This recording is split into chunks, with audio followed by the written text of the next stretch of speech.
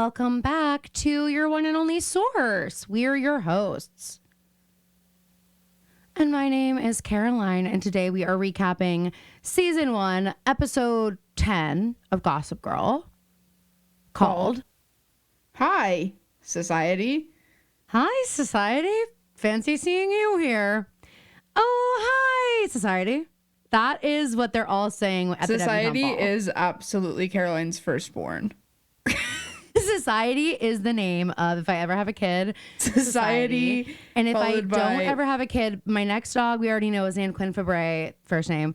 But if I have another Wait, dog I after thought that was Drama's middle name. no.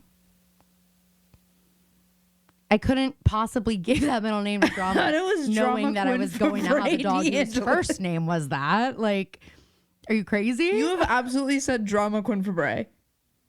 I think maybe I might have like made a joke about that and then been like light bulb. Next dog is named Quinn Fabre. Maybe, I've maybe. definitely said that. But Definitely. there's another one that Another name. Rumor? Well, that Rumor Wilson is a real person.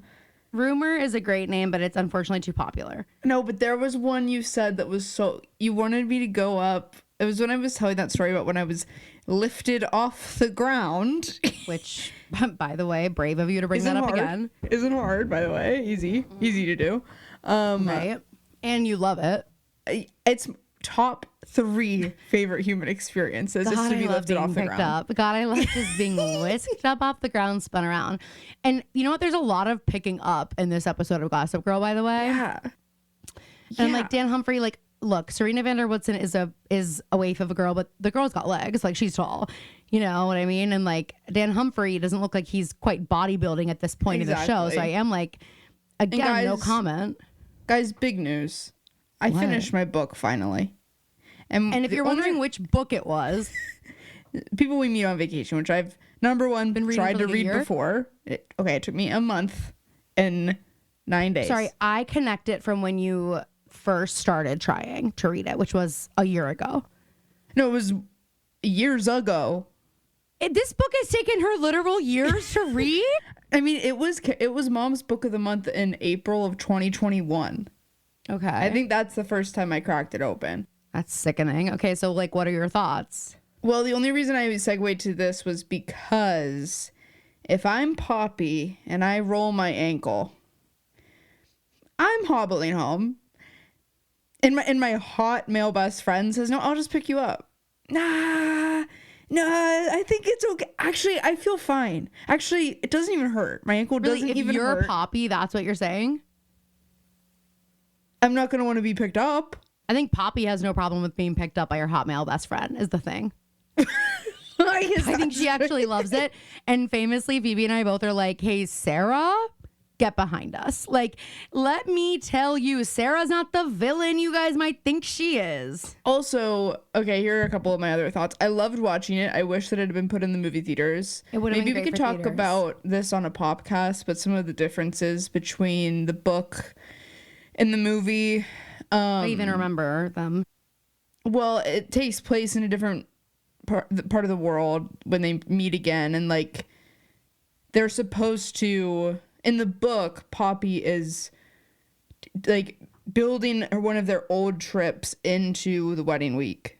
So there are all these things that they do throughout it where like the slow burn is also happening in the present. It's not like 0 to 100, I feel like, which is what it was in the movie. Anyway, I thought when I finally made it past the first chapter, which is all I read the last time I read the book, I was like, oh my God, this is just When Harry Met Sally. And then I saw Anthony's Letterboxd review and Which is, that's said what the he same said, thing. right? Yes. And it truly is just When Harry Met Sally. It is. And Harry does was that- right. Men and women Okay. can't be friends. I agree. I mean, they can be like. You heard it here first, guys, here on this podcast. Men and women can't be friends, period. Don't even try it. That is an unconditional no statement. ifs, ands, or buts about it, okay? Yeah, I will Nate say, and like, Blair. Yeah, Nate and Blair looking at you. and looking at you. Well, here's the thing. I think it's hard to be friends with a man. Like I think there are situations where you can, and it is if you have a past where like you've already checked that box and it's like we both have decided that it's not for us and maybe we have reconnected once those wounds have healed. Okay, there's that. I think that's a possibility for people, but I really doubt that that person is going to become the one that you're calling when you're crying in the middle of the night, the person that like, you know, whatever. Now, I've had a few male best friends, one of whom I was friends with them. We hooked up and we both were aware that it was just like not going to be a thing. And then we're still great friends and he was in my wedding. So there's one. And so that that's fine. And then another one is a guy that I was best friends with for like 5 years. And he was the person that like I would call crying. He'd come over, hang out with my family. I'd be in like a full PJ set, like wet hair, no makeup. And that was like whatever. And then maybe he had an ulterior motive. Who knows? But then eventually we did cross that line and he never spoke to me again. Not kidding you. Well, sorry, that's not true. He didn't speak to me for a year, at which point he pops up on my Instagram and makes like a casual comment as though we have been talking and friends for the whole year. To which I responded something nasty, and he was going to try to come apologize, and he bailed on me that night. So we are not friends, and actually I fucking hate him. And that was actually such a bigger heartbreak because I wanted nothing to do with him romantically. I just wanted to be his friend, and silly me for thinking that you could just cross that boundary with somebody and then go back to how things were, because I have a lot of friends who that has been the case with, and it just like hasn't. In fact, my whole friend group in high school for like 8 years, high school and college, all we did was hook up with each other, and then like it wasn't a big deal at all. So like, and he was in that group. So excuse me for thinking it wouldn't have been a big fucking deal, and he was begging for it. So maybe that should have been my sign. That Well, and all this to say, Billy Crystal was right. Yeah, no, I mean, completely. It's true. And it's like such a shame because you can really think so, but then one of you is gonna probably catch feelings or be weird.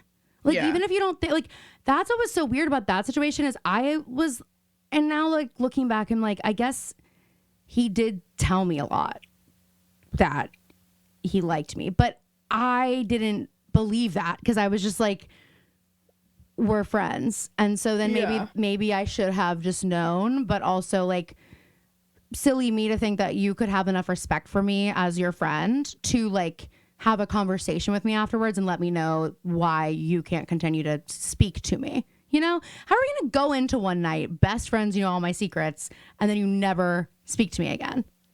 Like, it blows my mind to this day. I know I'm like spouting off about it, and this is old news for us. Nelson. You gotta ask him. But doesn't that just blow your mind now that we're talking about it? Mm-hmm. It is one of those, it's like actually crazy. It's crazy. And so it's just like, don't ever trust anybody because you never know when that's actually the lesson is don't fucking trust anyone because you can think these men care about you and as a friend, as a human being, and you can be wrong. What's you can crazy be dead is, fucking wrong. There's also something, because men are stupid. That's where so much of that comes from. Of course. Whereas and I hate to be a woman hater on the podcast, but like that's where people we meet on vacation. It's like, Poppy, you're the villain. You're the one who is doing what the man typically does, and is like, yes, Alex, I love you. Like, you're just like my brother, you know? She's like, giving Kathy in Wuthering Heights the movie. You know what I mean? Bit, yeah. Where she's like, well, no one else can have you. Yes, but like, exactly. And he's like, I'm trying to like have a life maybe. And she's like, no. And she's like, in that place? In that place? Alex, I don't think die. So. I don't think so. There. It's like, hey, Poppy, how many times can you say to your best friend of 12 years that you hate this thing that he loves so much? Literally. Like, it's just like give it up. You were like, best friends with somebody who was like, I hate Pittsburgh so much. Like, I can't believe you even want to visit. Like, it's disgusting. Yeah, I think less of you because you were there. Like, anybody you meet there is below you. Like, what a lame life. I can't, like, that's like what she says to him on every page. Exactly. about the place It's that he lives and loves living. But I really did enjoy the book, and I'm happy to see that I believe Beach Read is going to be a theatrical Now release. that I'm excited for because I loved Beach Read. That was the Beach first Read one of is her my books that favorite I one. read. I think if I ranked them, I think I've read 3 of them. Beach Read, Funny Story, then this one. For me, I think it's like Happy Place, Beach Read are up top, and then probably Funny Story, and then People I Met on Vacation. Maybe Book Club. Is that Book Lovers? Maybe Book Lovers is. Oh, I don't know. yeah, I haven't And read I'm that currently one yet. reading The Big Beautiful Life or whatever. But So TBD. very excited for those. I think this was her first book, I think, and that's why it took me so long to get. It's just a little too long. I felt like if I was in the editing room, I would have said, "Let's lose a summer or 2. Yeah. We don't need." Yeah. No, I agree with And that. then when they finally kissed, I was like, I've been reading for 350 pages and they haven't kissed yet. I know. And now I have where's the heat? I have this much left of the book. And you're like, and I know how long you take to write those sex scenes, so I know there can't be that many left here. And that's a problem. That's not for what me. I signed up for. That's not what I signed up for. Hey, M. That's like not what I your signed little up for. cameo, Hen. Should we just turn this into a podcast since we're already 10 minutes of talking about Not Gossip Girl? No, I think we should just get into it. Because I just Okay. watched the episode for a second time also. Okay. All right. Well, there is a podcast for Other People's Business coming to the Patreon this week. And that is just a taste. And that's just a teaser for it. But we're going to be talking about all kinds of things, including traders. And by the way, haters online. I was literally right. I was literally I right. thought you were going to say, I was literally furious. Well, no, I was just kind of like, the Rob Hive is crazy. Like, I don't get it. Like, he's not going We to made this video and I was like, I'm going to put out a long, because on Instagram, if your reel is longer than 3 minutes, they won't recommend it to anybody new. So I was like, I'm going to put this on TikTok, like a lot of our discussion of the traders. And we said so many times, like, Rob's not playing a bad game. Like, he's playing a good game. Like, he's, like, verbatim whatever. those words, I feel. And people are commenting, bye, this take is so shallow. Like, Rob's obviously not going to get rid of Kristen. That would be too obvious. Guess who goes? Kristen. Yeah, know what I said. And then haven't watched it yet, but hey, by how's the that? way, Rob eliminated Kristen and crickets and silence from the troll. Anywho, I went live today while I was getting ready for this. If you were there, hey babe, thanks for coming. It was actually really fun, and I want Phoebe to come on with me bad because I think you guys would have so much fun. Everyone's like, "Where's Phoebe? What's Phoebe up to?" And I'm like, "Hello, this is my life. It's just me." Oh my God. But they were bringing up, they're like, oh, I just re-listened to like funny? season 2 and I just listened to the episode where Emily does a death drop and the image of Kate projects out of her chest in the hallway. And I was laughing so hard. And I was like, wow, I'm just glad I get to like remember that now too, because you That just was re-listened. gold. Someone else, I forgot about this one. Someone goes, I just listened to the episode where Phoebe thought Braille was Morse code and I laughed out loud on my walk. And I'm like, I forgot about that gem. Oh my God. The fact that that's why I'm glad Addie's listening from the jump, because or from the start, because there's some good stuff in there, but also No, she's listening to Gossip Girl from the start. oh Yeah. Because she sorry watched I gave you Gossip too Girl. much credit, Addie. Give you a little too much Now credit. Phoebe's mad at you. Back on Addie back on didn't ever the watch enemy Pretty Little list. Liars, but she did watch Gossip Girl and was like, she loved it. So Does we she have to live meet in- people where they are, Phoebe. In Chicago, is HBO Max not a streaming service that people are allowed to have? Well, I love knowing that she's going to hear this. This is actually great because she is actively listening to this podcast. That's not enough for Phoebe. Maybe other she's going to be day- like, wait a minute. They're so good at this. I'm going to go back and watch. Maybe she will, but Phoebe, we need to be okay with the fact that there are people who found us because they love Gossip Girl. And there are people who found us because they love Pretty Little Liars and they stuck with us because they love us. So if the people who are listening because they watch guys, Gossip Girl, we're just they just gonna have to go- listen and then they're going to be like, I want more of this. Now I'll go do that. So We're just just need gonna to like, go be back flexible. and forth and back and forth. After we Yes, finish be Gossip flexible for Girl- once in your life, No, Phoebe. after we finish A fan Gossip is a fan. Girl, after we finish Gossip Girl, we're going to go back and rewatch Pretty Little Liars. And And then we're going to the listen Gossip to Girl our again. episodes and recap those. And it's like this game of telephone where by the 10th time we my do it, God, it's wait. unrecognizable. The show is unrecognizable. That could be a Patreon tier, but I don't think I could stomach listening to our No, own I episodes. couldn't either, which is why I'm so glad Addie's listening at all.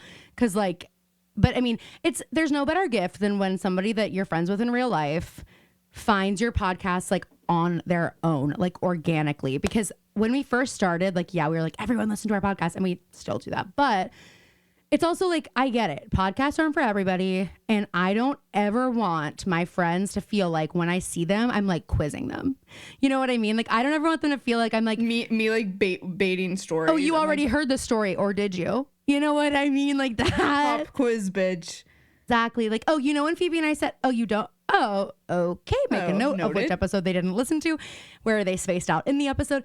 But you never want your friends to feel like I don't ever want them to feel like they're like listening because they have to and it's a job. And so like that for the same way, like Amber, who's been listening since before we even released an episode, famously, she was our guinea pig. She listens. But like I if have she to were just to ever say. stop listening, I would be like, you know what? You did your time and it's okay. You know, I don't think she will, but if she did, I'd be like, it's okay. Like I Well, want you she to be here can't, because you 'cause- want to be here. I agree. Guys, here's my I had an idea for a Tuesday episode. And here's what it is, because I was actually riffing. I was doing a little bit of my By own. yourself? No. in the With mirror. other people. Yeah, right. That's how I know it was good. Okay. Guys, I think my okay. world building skills have gotten better. It's like you doing a stand up. You were going to every different open mic that night to just see like what stuck. You walking to different groups at the tavern, at the bar, just like seeing what just bits running work. a bit about Gossip You're like, Girl. okay, I got a laugh from a man. That's not going on the podcast. X that one out. I want Caroline and I to do a world building episode where we discuss what it would look like for Arya to come visit around the time she and Ezra started dating. Oh my god. Because Well, I think we I should see her wait walking until we in have there. Georgina. No. She's gonna We be don't here need any to. minute. But we don't need to wait for Georgie. This is just Humphrey related. Okay, well, Phoebe. Dan Humphrey is Gossip Girl. So if you think that there's not going to be a little bit of a tie into our other characters, you're dead wrong. Because my world building might be, you know what? Sorry, my scope might be broader than yours, which we kind of knew. So anyway, what were the bits that were working? Are you saving them? Like, yeah, I mean, it's not even really like a bit. It was just like me. Oh. I was just kind of like talking through what that would look like with my friends. I was doing like essentially a live episode of the podcast for people that don't listen, and anybody who would listen. And Okay, well, I mean, I'm down for this episode for sure. In fact, yeah, if you want to do this the and next guys, one, we can. I think in theory it could be a Tuesday episode, but me and Caroline might have to record it and then decide. Well, here's the deal. Here's what I'm going to say. We did say, and guys, we're in a transition period. I said on the live, I didn't give details, but I was like, guys, the journey to get here, you couldn't imagine. Like, there's so much happening behind the scenes that you have no idea about. And so, like, things have just been crazy. But here's the deal.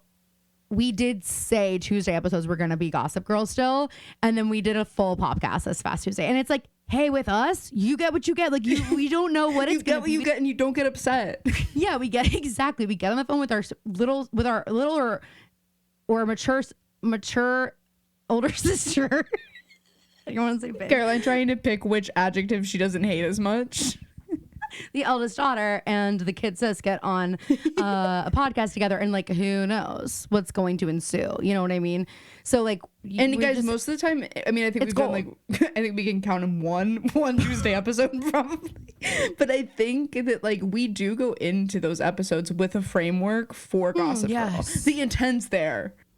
oh, the intent is there, But, and we get there, but The it just is focus like, isn't. when and for how long. You know what I mean? But I do feel that with Phoebe being motivated by Pretty Little Liars, that we'll pretty much get into it and stay there for that whole episode. And so maybe we'll do that for next Tuesday's episode. Someone on the live was asking which we like recapping more. And I was like, well, here's the deal. It's like such a complicated question because for the first show, we were like really very much figuring it out. And I was like, we were dumb. Like the way that we used to do this, where we would like not take notes. We'd watch 3 minutes of a show, and then we would sit and talk about it for 25 And then minutes. also, And we would I know I doing say this that. every time, but I do just need you to picture Caroline doing that from Pittsburgh. We are on a Zoom call. We're watching for it 5 together. hours. Also, We are on a Literally, Zoom call. like, and not it's a also like FaceTime. 2 a.m. Like it's late. And I'm in my dorm room, and I can hear my residents Mm-hmm. probably stopping outside of my door, being like, "What is like she no way she's talking screaming about Pretty Little Liars. Into who? We only hear one voice." Again, you riffing in your mirror. Yeah, that's exactly. They're like, not the first time. So that was how we started. And then we were like, okay, we can watch separately. Phoebe didn't even start taking notes till we were like halfway through Pretty Little Liars. Like, think the girl it- didn't I write a think I single s- thing down. I think I started taking notes when we started watching separately, because I was like, "Well, I have to." Yeah. Yeah. And then like it just took so many different forms. There was a while where like maybe no one will ever listen. Who knows? But also like then we really fell in love with it and fell in love with podcasting, and like the world building was all there. And so then we got to this like sweet spot during Pretty Little Liars where we had the plot lines, we had our plot lines, and we had like an audience. And that was really where Right. it started like hitting.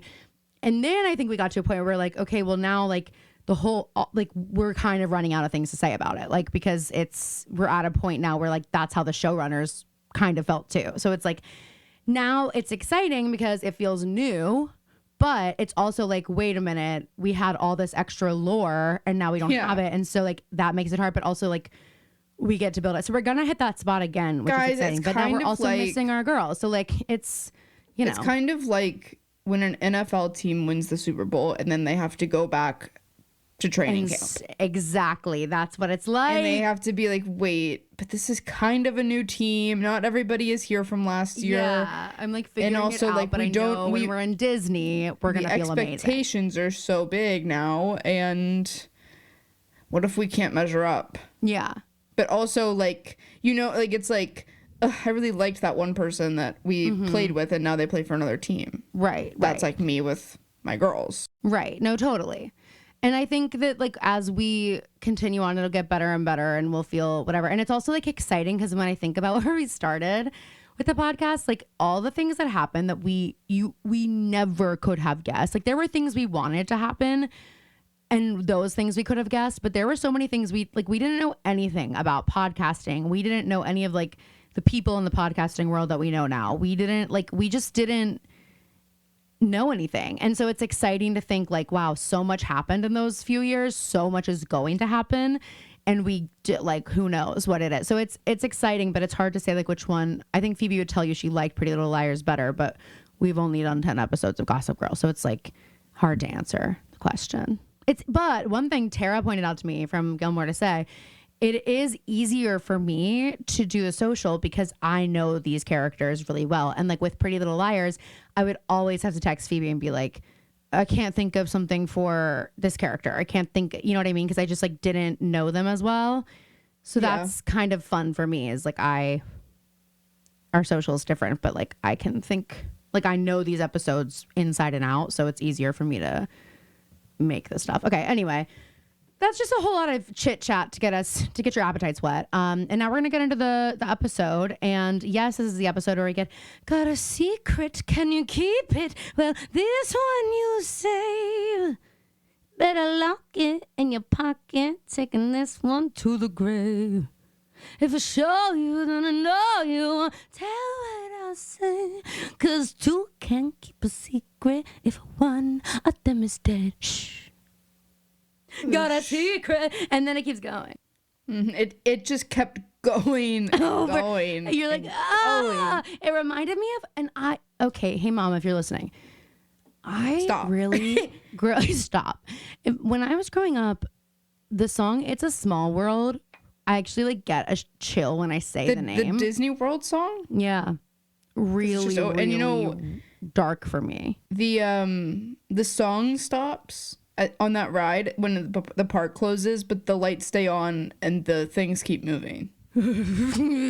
By themselves. They're like, we've cut all the power to the park. Dude, I hate that. No, like, and It's then actually like you just hear a that child's ride. voice. It's a small world. It's creepy as fuck. And I don't know why, but I remember like hearing the song in elementary school and having like a visceral reaction. Like I was like, get that off. Like, No, that's fair. Was like deeply, and I think it must be because I was so scared of clowns growing up, but I don't even really remember being that scared of clowns. I remember them trying to break me of it, but I don't really remember being scared of them. That's fair. So maybe that's why that song. That but like, ride, that's why I don't felt really, listening to this song over. I don't get the lore of the ride, but that is famously where Ryan's amazing quote, Timus, I got something I'd like you to see, New York City came from. Yeah, well, I know he loves that ride, which is the only thing I don't love about Ryan. I don't even think he likes the ride. I just think he thought it was New York. And he wanted to have a moment with Timus, his stuffed animal, of course, and say, I got something I'd like you to see. I love that. So cute. All right, guys. Well, welcome. It is Deb season, debutante. Did this take you back to your cotillion years? Kind of, sure. I didn't. It was exactly really the same. Get to, I know, guys. Our cotillion was held in the basement where they shot In the Literal Heart of Jesus. Yes, A Fault in Our Stars was shot there. Yes, and the iconic, you put the thing that kills you in between your lips, but you don't let That's it do the filmed killing. right Happened at the right entrance there. To Cotillion. Right there.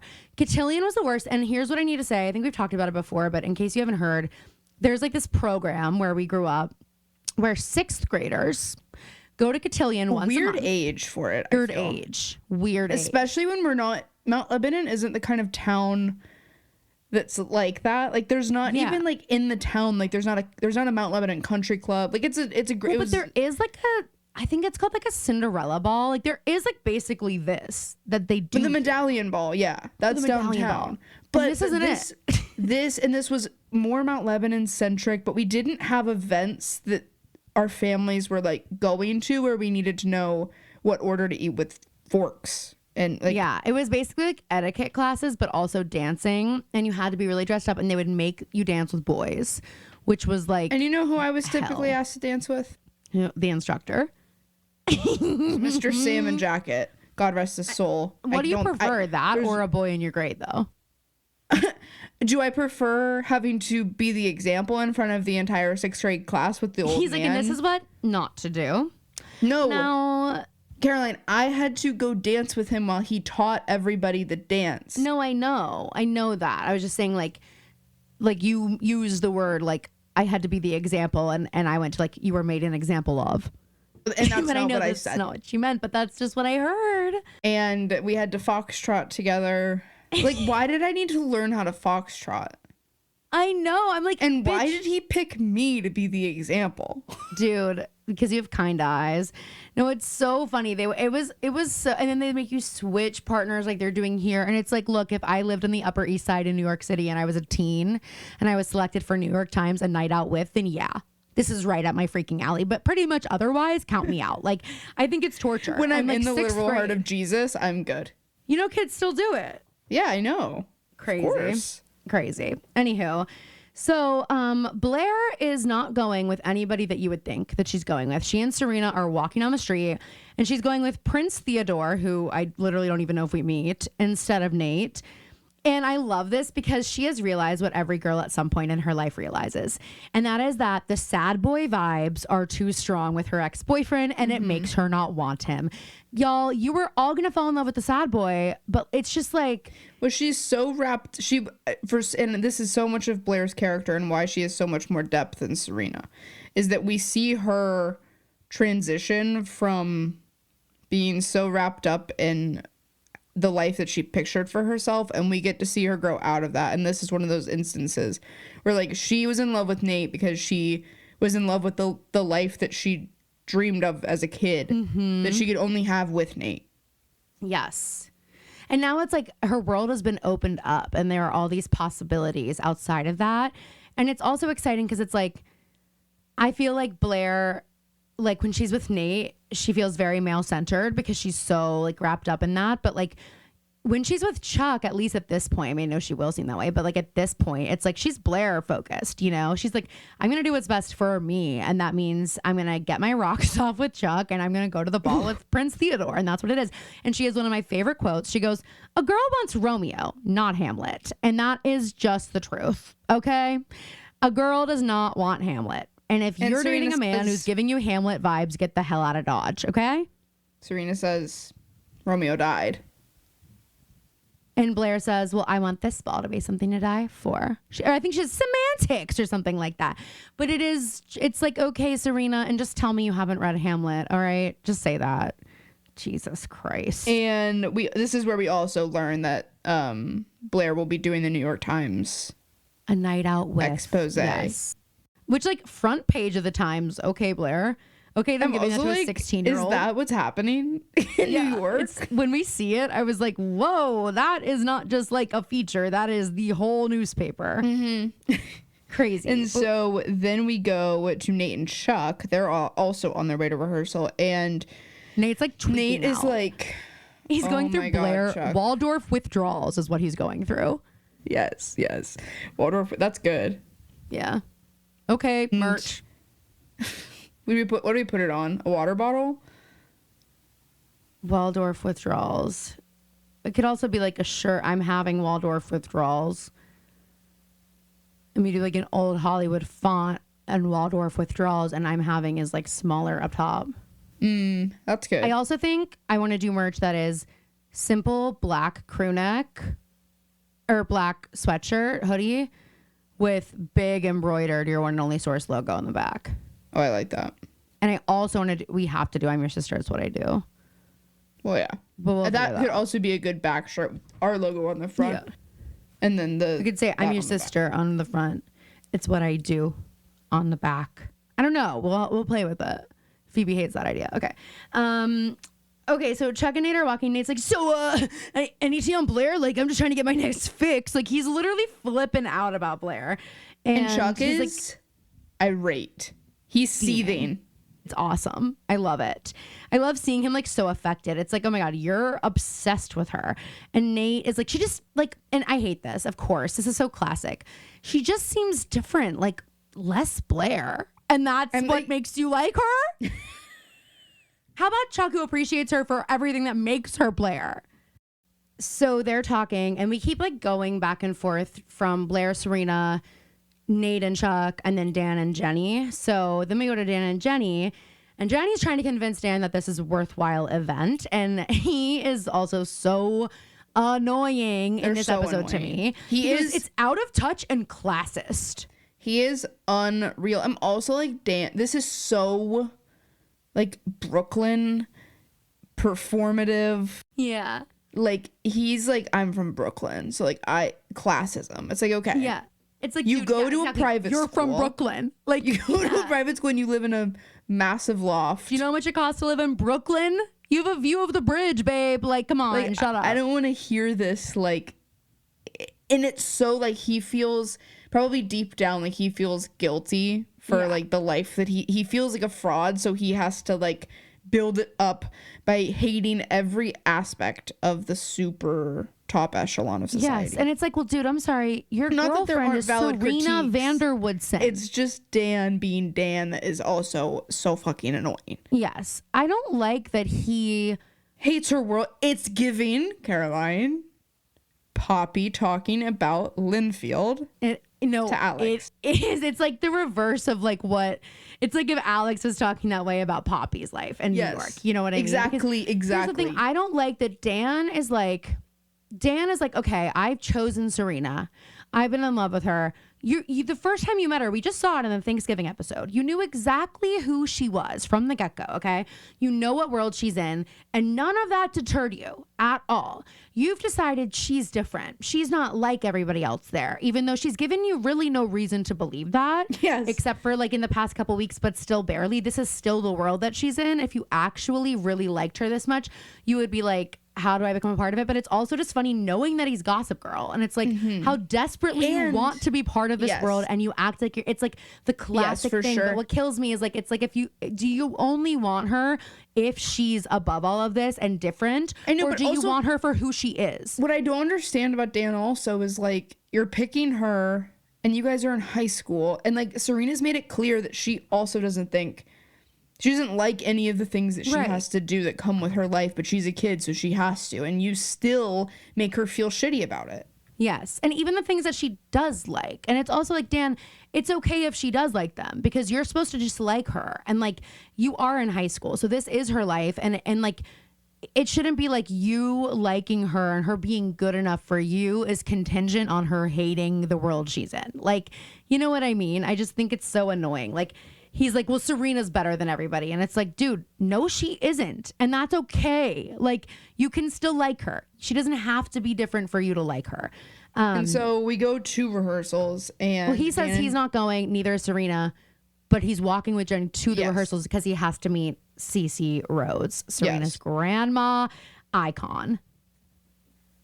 Villain and icon. Come I on. can't stand her. She that's the actress. I think she's so annoying. Really?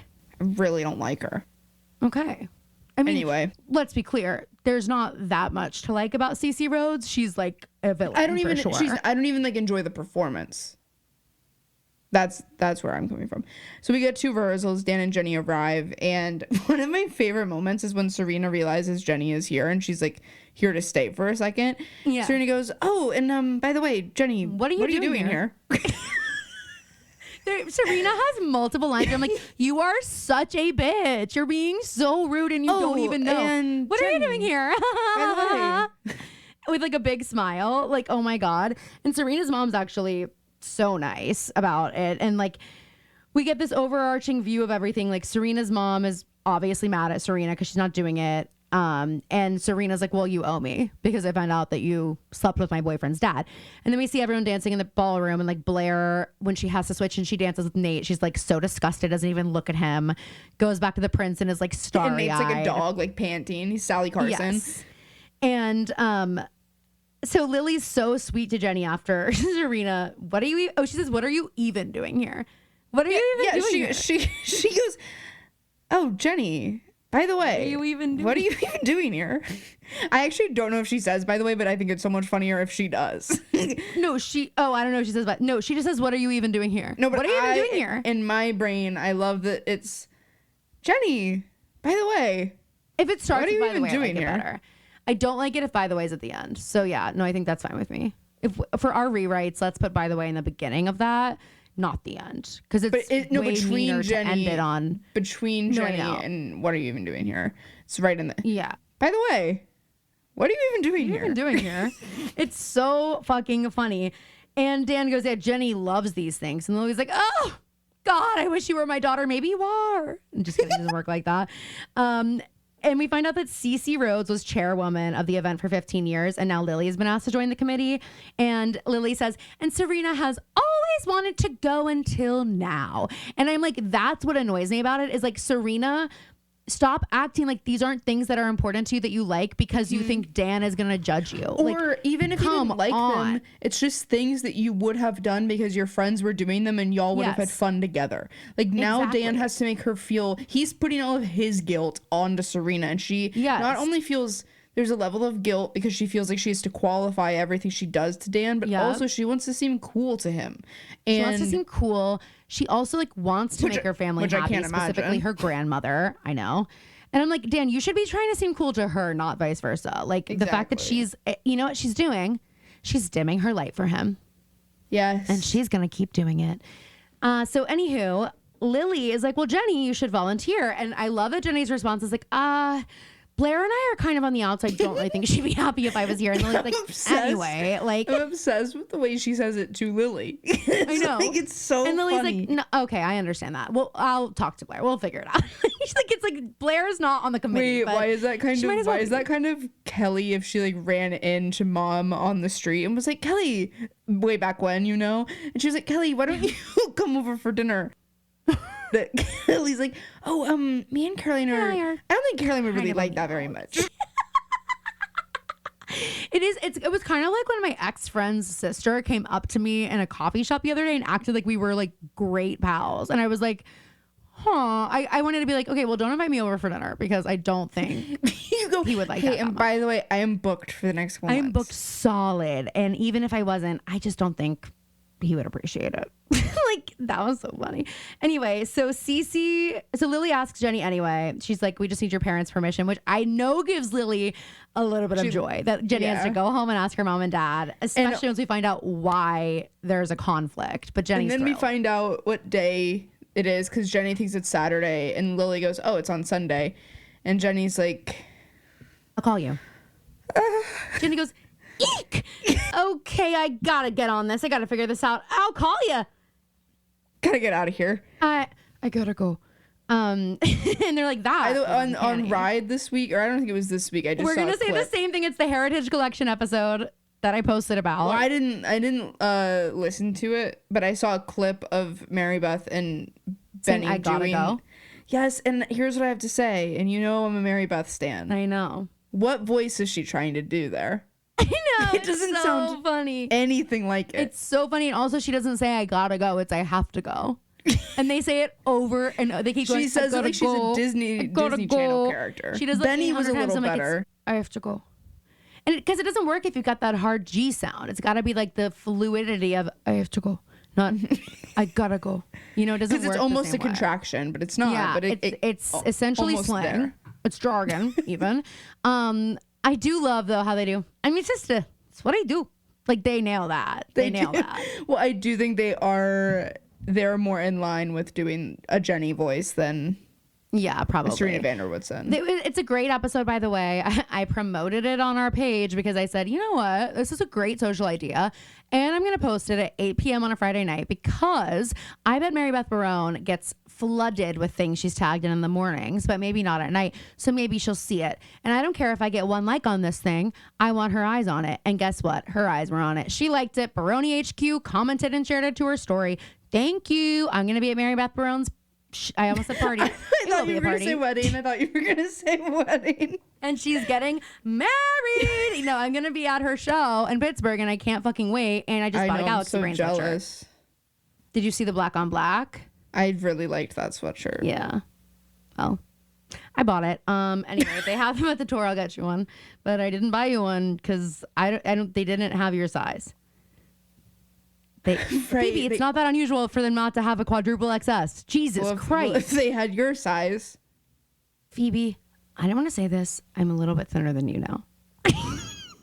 And they did have a quintuplet XS. But they were out of yours. And I didn't want to be too small on you. I'm just kidding. I know what that'll do to you. I'm just kidding, Fo. Just kidding, Fo. For real. Okay, so anyway, Cece enters, absolutely thrilled to see Serena. As soon as she sees Serena, as soon as Lily sees Cece, Lily rolls her eyes, walks away. Like, get her, girl.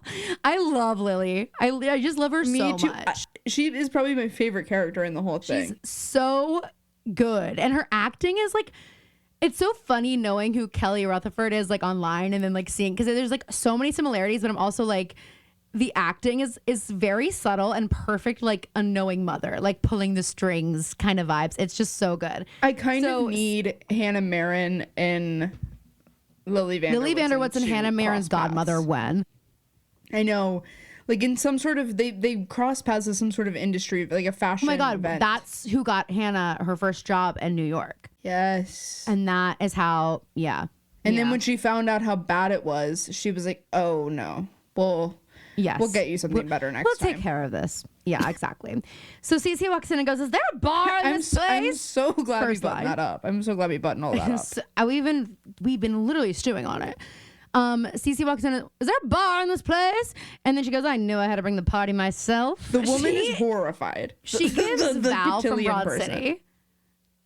Why does Cece Rhodes give Val from Broad City? This is who she's channeling. What is this? Diamonds? I love diamonds. He eats it. Oh God, it's the best show. Anyway, she meets Dan. And she goes, well, I heard that you were thrilled when Serena decided not to do the ball. Immediately, shots fired. Serena, I wanted to slap Serena in her face. She goes, no, go ahead. Be honest. Grandma loves honesty. No one's grandma loves honesty, okay? Except maybe KK.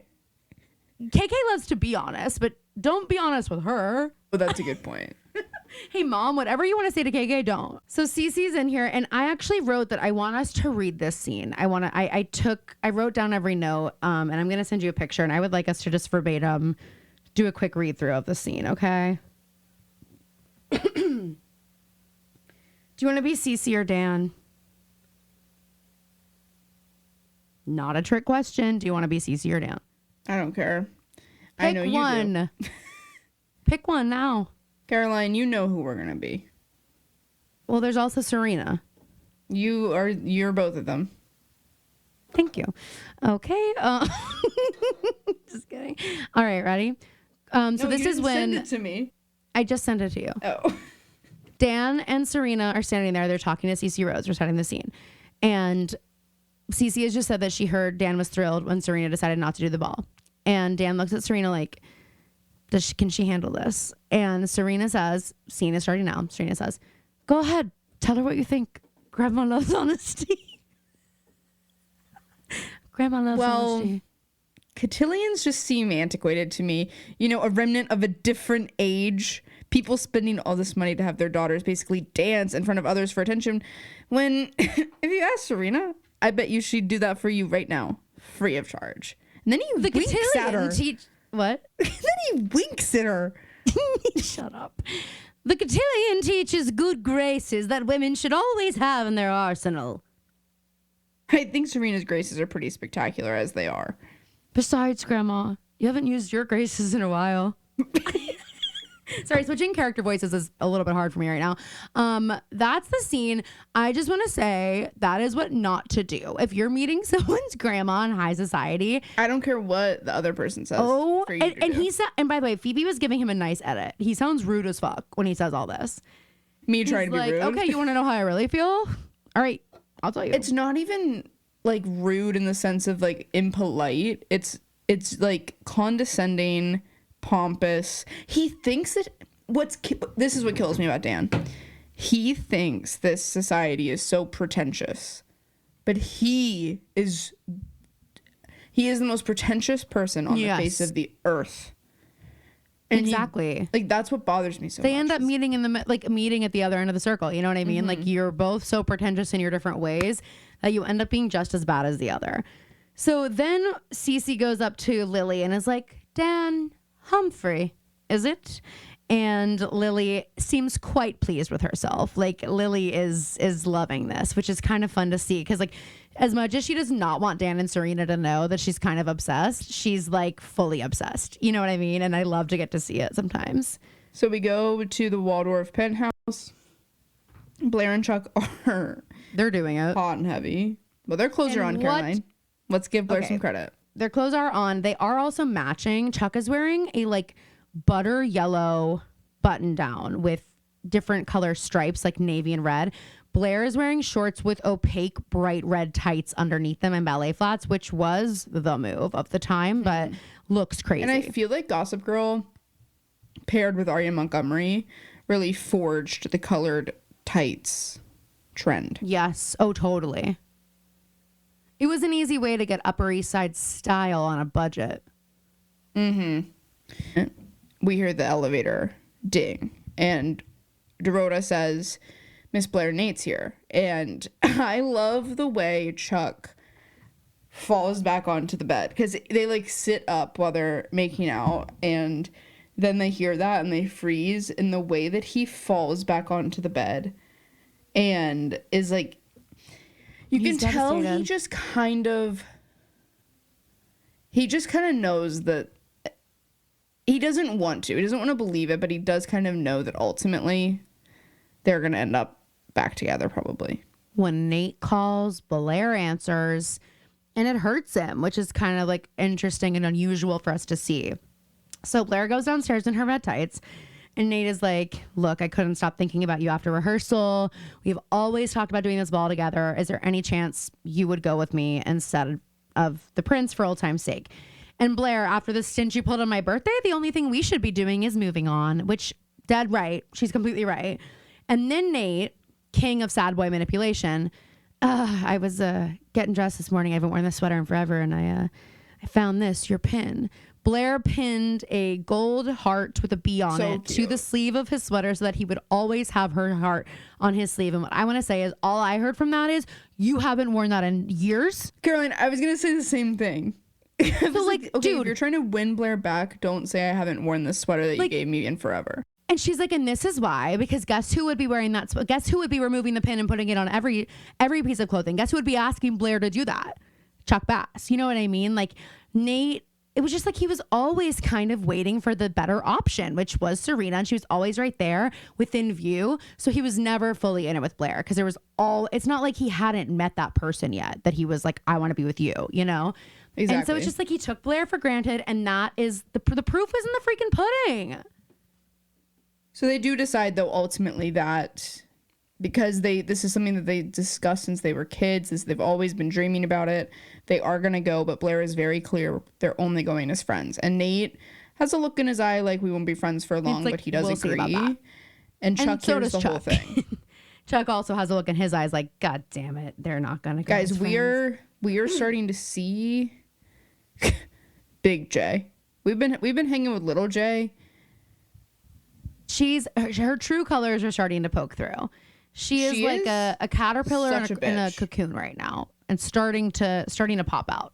We're starting to see those black butterfly wings come out of here. So Jenny shows up to the art gallery. Rufus is hanging the paintings, and she's like, "Great news!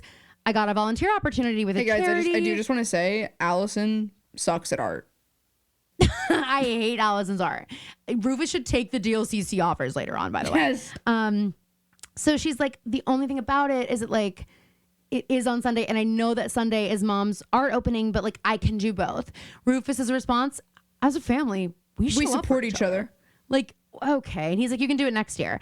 And Allison walks in and asks about what, and Jenny just kind of like storms out. She's really pissed off. And as she's leaving, Allison's like, oh wait, I went thrifting and I found you some vintage black pumps that you can wear to the opening. And Jenny responds with the nastiest look in her fucking eye. Hey, she Mom? Says, Mom, the kids I go to school with shop at Saks and Bendels. I can't be walking around in someone's old shoes. She looks like she's going to throw up when she I do love her outfit in this scene, though, with the little like golf hat. I love it. Oh, it's so cute. Then we go... We're at the Vanderwoodson's place, the hotel, I guess. And all the girls are kind of just having a little key. They're all talking. And... then Serena's like, oh my God, I have to show you my pictures from my summer abroad. She runs up to go get them. And Cece goes, she may as well like do a Finchy, like pull her shirt down and you see like where the port is in her chest. She's literally like begging Lily to ask. She's like, don't I seem skinny? Don't I seem frail? Yeah, exactly. I'm imagining she was hoping that maybe Lily would be like, oh, you look like you've lost weight. And she's like, yeah, literally. Yeah, well, not in the good way. Well, thanks a lot for mentioning it. I was trying to cover it up. Yeah, so Lily's like, Mom, just what's up? What's this? Like, just say it. And Cece goes, well, I'm actually here because the doctors think they found something on my lungs and things don't look good and I don't want to be a burden, but all I want is to see my granddaughter make her debutante debut as I did and as you did. And Lily says, consider it done. Serena will be going. And immediately it's like all this animosity we see from Lily towards Cece just dissolves in this moment. You know what I mean? It's just... Totally. And I get the vibe she's been sick before and this has come back, I think. So like she kind of knows the drill. But yeah, so Serena comes back in and Lily is like, you're going to the ball. Mm-hmm. The next day, Nate is getting his tuxedo all taken care of, and Blair comes in to visit, but she's in a rush. She's late and she's in a rush. And she's never late. She's never late. This isn't my Blair. And I love it. Who are you and what have you done with my Blair? Don't bring her back. That's what he says to her when she comes in. He's matching his suit to what Blair is gonna be wearing, and he's like, why don't we like go do something after this, like all this stuff. And Blair's like, not paying attention. She's fully just in her phone. And he is like, who the fuck are you texting? Literally. I thought you only had my number. My number. Yeah, exactly. Blair, Exactly. we talked about this. You're not allowed We're both allowed to have each other's phone numbers and Serena's phone number. I'm allowed to have it for emergencies in case I can't get a hold of you. And I need something. And I really need something. Because she's my friend, Blair, and you don't have any of those except for her and me. Anyway, so she's like giddy texting Chuck, and she drops her phone and Nate picks it up. I would be freaking the fuck out if I'm her. And although, she'd be low-key thrilled if he found out. Yes, exactly. I feel like she doesn't care about what it does to Nate at this point in time. I think she doesn't want anybody else to know. Yes, and I think it's only because of Chuck that she's willing to keep it a secret. Totally. So she says it's Serena, and then she like runs out, and he says, "Who are you, and what have you done with Blair Waldorf?" And she don't bring her back. Don't bring her back, please. I'm begging you. She's the worst. And she looks at him and goes, "Not bad, Archibald. I almost forgot how handsome you are." And it's just a lesson that playing hard to get freaking works. Okay, but it works better if you genuinely are hard to get and you don't care. Blair. Well, in this moment, she is. I know that will change, but whatever. Okay, so Lily and Jenny are shopping for some reason together. Imagine this. Like, this is giving... Listen, I'm not an Allison. I don't like Allison. But if I'm her... Oh, my God.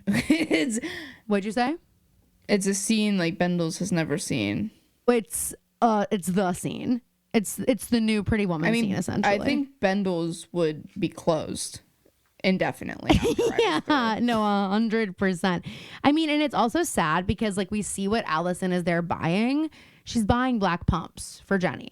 And Jenny notices that at the end. Like, so it's like sad because Jenny's here shopping with Lily. We now all know all this history between Lily and Rufus, which just makes this like even more complicated. Right. It's also like proof that Jenny is not going to be going to the art opening on Sunday. And then for Jenny to see what her mom was shopping for, like makes my stomach churn. No, absolutely. And I'm not even being fair. I just mean another thing that I do wonder is, could Jenny have just been there helping Lily pick things out for the ball? Not necessarily shopping for her. And maybe she was. We don't actually find out what they were there doing. I think yes, but even so, it's just like, I think it's also just like this slap in the face to Allison where she's just like learning that, I've been gone for a year, and in that year, Jenny has really become interested in this life that I cannot give her, that I don't want to give her, that I've always felt intimidated by because of Lily. And now it's the same person that makes me feel like insecure in my marriage is making me feel insecure in my mother-daughter relationship. Mm-hmm. And it's like, but also Allison, and I'm not speaking for like the history there, but like, yeah, you did leave for a year. Like you can't, it's tough. It's so complicated because it's like, she doesn't really get to be that mad at Jenny for being mad at her. Like, honestly, Jenny's been really fucking nice to you given the circumstances up until now. Yeah, for sure.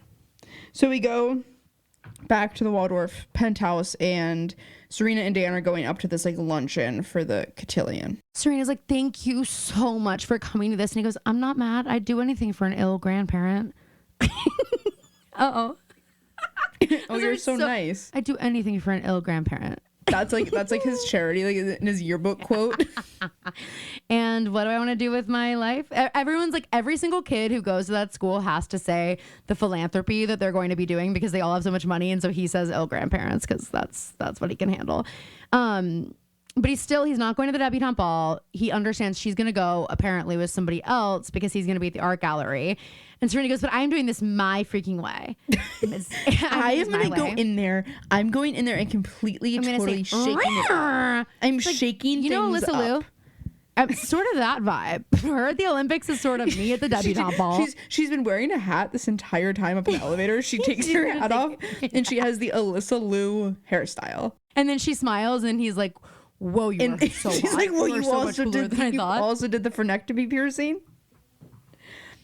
I think that's the part of them that I think that's what I was is really pierced. impressed by that because I know it's not a septum piercing, but it's always just like what I refer to Well, it I as in my only head. know that I believe it's a frenectomy piercing because I had my frenectomy taken out. Well, then it wouldn't be a frenectomy piercing because a ectomy means removal. So that's like the procedure is a frenectomy. Because when I had my sesamoid taken out, it was called a sesamoidectomy. When you have your tonsils taken out, it's called a tonsillectomy. Frenectomy piercing. Looks like there's not really a name for it. Yeah. I mean, it's like a lip, A piercing. lingual frenum. a frenum piercing is what we would call it then. Yeah, maybe. Oh yeah, not maybe. Frenectomy piercing is so funny because also I didn't catch it until like the fourth time you said it. I was like, wait, good for you. You know what it's called. You've considered it. Anyway, guys, You would actually look so one. cool with a frenectomy piercing. Don't say that. I can't have one. Okay, I'm sorry. I know you want one. I know Mom would love it. Mom would love that. She would love that. Mom would also love this. Wait, we need to do that. You know that TikTok sound that's like me when my tattoos aren't visible, and it's like Vivaldi playing, and then me when my tattoo is showing, and it's like heavy metal.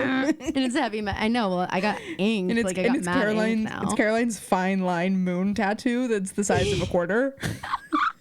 I have 3 tattoos now. And they're all rough. Okay, one of them is the size of a silver dollar. And that's the size of a silver, you know. Oh my god. Well, now she is. I just said what it was. She is aware of the one that you just described. But you know, our Aunt Beth just got a tattoo and I loved it. And I responded, I was like, okay, are we going to twin? And she was like, oh my God, please do it. I would love it. And she like sends me the design. And I'm like, Dad would literally die. I kind of love when I see TikToks that are like me and all my sisters are getting our maiden name tattooed. But then, and you realize that you'll literally never let me have that experience. well, not even that. No. When I see that and it's like in my dad's handwriting, and I'm like, if we got our dad's handwriting tattooed on our body, Dad would actually take it personally, change his handwriting. And also, no. Karen, I'm not talking about their opinion on tattoos. That's all I'm I think talking about. picture Hey, their dad's opinions are the handwriting. only things I think about. Picture dad's handwriting. No, I know. It's I not found like Dad left it's the not grocery like list in my car. it's not. Oh, wait, that's On it, ice cream. Spotted. Okay. Calling you out for that, by the way, Dad. Can't wait to talk to you about your ice cream Spotted. habit. He's gonna be so embarrassed when he finds out he left it in my car and I know he got ice cream. Wait, but I it's so do. cute him putting ice cream on the list. to Wrote remember. down a list. It's like 8 things at the very bottom. Ice cream. Ugh, I know. Okay, but all I'm trying is, guys, our dad's handwriting is like corporate as fuck. It looks Oh my like God. It looks like a font. Like it's and crazy. so it wouldn't. You know when you see those TikToks and it's like an adult, like it's still boy handwriting, but it's like adult boy handwriting. Yeah. Not our dad. It wouldn't have the No, same charm. It's the Getting same as a our- typeface. It's the same as if getting we our- used like Helvetica. Getting our maiden name tattooed on No, our it's body copper plate. Cooper plate. yes. That's what it is. in his handwriting. They'd be like, "This is." And this is the font, or are this we is looking at other sweet. fonts? This is That's and handwriting. this is his handwriting. Oh, Wow. Okay. You know what? could let's I look at- see like you write it down? What would it look like if you guys wrote it for each other? And then Phoebe writes it, and he's like, you know what? Actually, nobody No, else wrote it down. I would write it in cursive. Thank you. You would. I wouldn't write it in print. So you want a tattoo? No, You're never, ever gonna Caroline, get I one can't. because of the needles. Oh yeah. I think I'd pass out and never wake up. I really like. After my 3rd tattoo, and I know mine are tiny, but I literally was like. But also, hey, they're tiny, but they're still tattoos. And they're not Tiny fighter. tiny. Let's be clear. They're not tiny. There are people who have literal, like, tiny tattoos. And I never cried. And everyone my whole life is like, Caroline has 0 pain tolerance. I don't think that's true. I've actually undergone a lot of painful things and lived to tell the tale. And everyone was so shocked when I got a tattoo. They're like, oh my God, you could handle that? I'm like, are you kidding me? Yeah. I also have a period every month. Can you believe that? I can handle that too. God. Anyway. Okay, so back to the show. I will definitely do an episode on what tattoos does everybody have and what tattoos does Caroline gonna have. I see you. By the way, I got to do that today on live, and it felt good. It felt good. Scratched an itch. That kind of gives like Georgina. That could come back around. Oh, it gives Georgina. Okay. Oh, someone said, who would ruin your life more, Georgina Sparks or Allison DeLaurentis? And I was like, I genuinely have to think about that for a long time. Like, I started thinking about it. I was like, I got to workshop this. So I think it is maybe Georgina. You'll find that too. I we'll get into it later. I don't want to go there but now. Then you do like, look at what Allison thought. That's what I'm saying. Where the girls left. I said let's look at the girls and the long-term damage they're capable of causing. Let's look at the tools that they have. And I wonder if they had the similar tools and environments, if it actually would just kind of line up. You know what I mean? Did you hear what I said? No. I meant to say the wake of Allison DeLaurentis is You different. said wait. I said, no, wake. I know, but what did you say? Allison Williams. Oh, mine was way worse. I thought you accidentally said the weight of Allison DeLaurentis. I was like, that's crazy if you said that. No, I said the wake of Allison Williams is I think the head-on collision damage of Georgina Sparks is worse than the head-on collision damage of Allison DeLaurentis. Yeah, I think the you're wake. Right. Exactly, the long-term effects. So anyway, they go in here into the Waldorf upstairs. apartment. Cece is introducing Serena to her Carter escort. Bazin is Carter back. Bazin. My God. He is going to be your date, and Serena immediately introduces Dan as her boyfriend. And everybody sits down. Well, they're having Cece tea. introduces Cece's having Dan gin. as her friend. And Serena says, Cease. Boyfriend. Future husband, actually.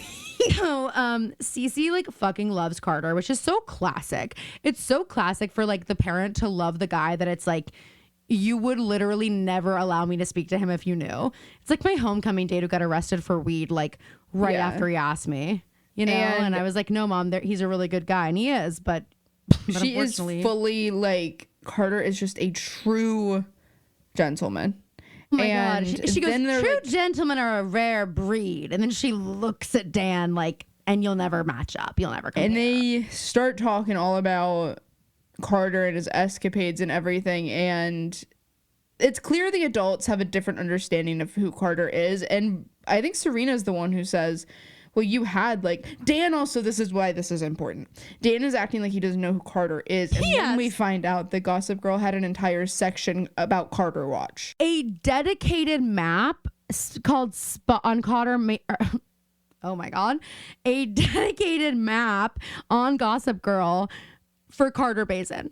Because they go, where was he? Where wasn't he? And they start talking about everywhere he traveled. And literally, I'm like, Dan, not you sitting here acting like you don't know this man. You had a whole ass map. You had interns finding him in the 7 continents. Like, are you crazy? Crazy. So then we find out that his parents, who we know he had severed ties with because we've already met him, they've given him a second chance. And so he's here. So we go to the Humphrey loft. Jenny is trying on a dress and her mom walks in and Jenny's like, I kept the tags. I'm going to return everything tomorrow. And they start fighting. And I'm just like, now Jenny wants Allison and Hudson? Because she's like, why don't you just go back? And I'm like, girl, you brought her here. You made her come here. And Jenny's like, I have to, I just like, I'm going to the ball. And she says, no, you're going to the show. And then actually you're grounded. Mm-hmm. And so, but what Jenny's like being the meanest she's ever been to any human on earth to her mother. And then her mom says that she's grounded. And then Jenny says, that's so unfair. I know. I'm like, oh, girl, you don't know unfair. Girl, that's not a punishment. Anyway, so Nate and Chuck are talking. Nate can't figure out like what's going on with Blair again. And whatever. Chuck's going to try and find out for Nate who Blair's talking to. So Dan shows up to, I guess, pick up Serena or something like after. I don't actually know. Where is he showing up? Because they were just at the thing. I don't know what it is, but he shows up wherever Cece and Serena are. And Cece asks Dan, do you like it here? And Dan's like, yeah. And Cece has this crazy monologue. She goes, you'll always use your dessert. Fuck. Dessert. You'll always use your dessert fork for your entree. You'll always feel underdressed no matter what you wear. And at dinner parties, it will be as if there's a language that sounds like English, but you don't understand it and they don't hear you. And she says to Dan that you're either her whim or her charity case. People like you turn into cocktail party anecdotes of their foolish youth. And I want Serena to end up with Carter. You need to end it with Serena now. Oh my God. I mean, talk about an entrance. Cece, we've known you for 30 minutes. But and so Serena walks up and is like, are you guys bonding? It does point to the fact that the showrunners really wanted to cement them as star-crossed lovers. And they really wanted us to root for them. No wonder Serena prefers Romeo in the beginning, you know? And so Serena walks up and asks what's going on. And Dan says, I just became your escort.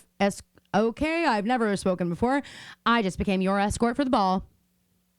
Crazy. And it's like, Dan, that's what you wanted the whole time. Why did you make it so hard to get here?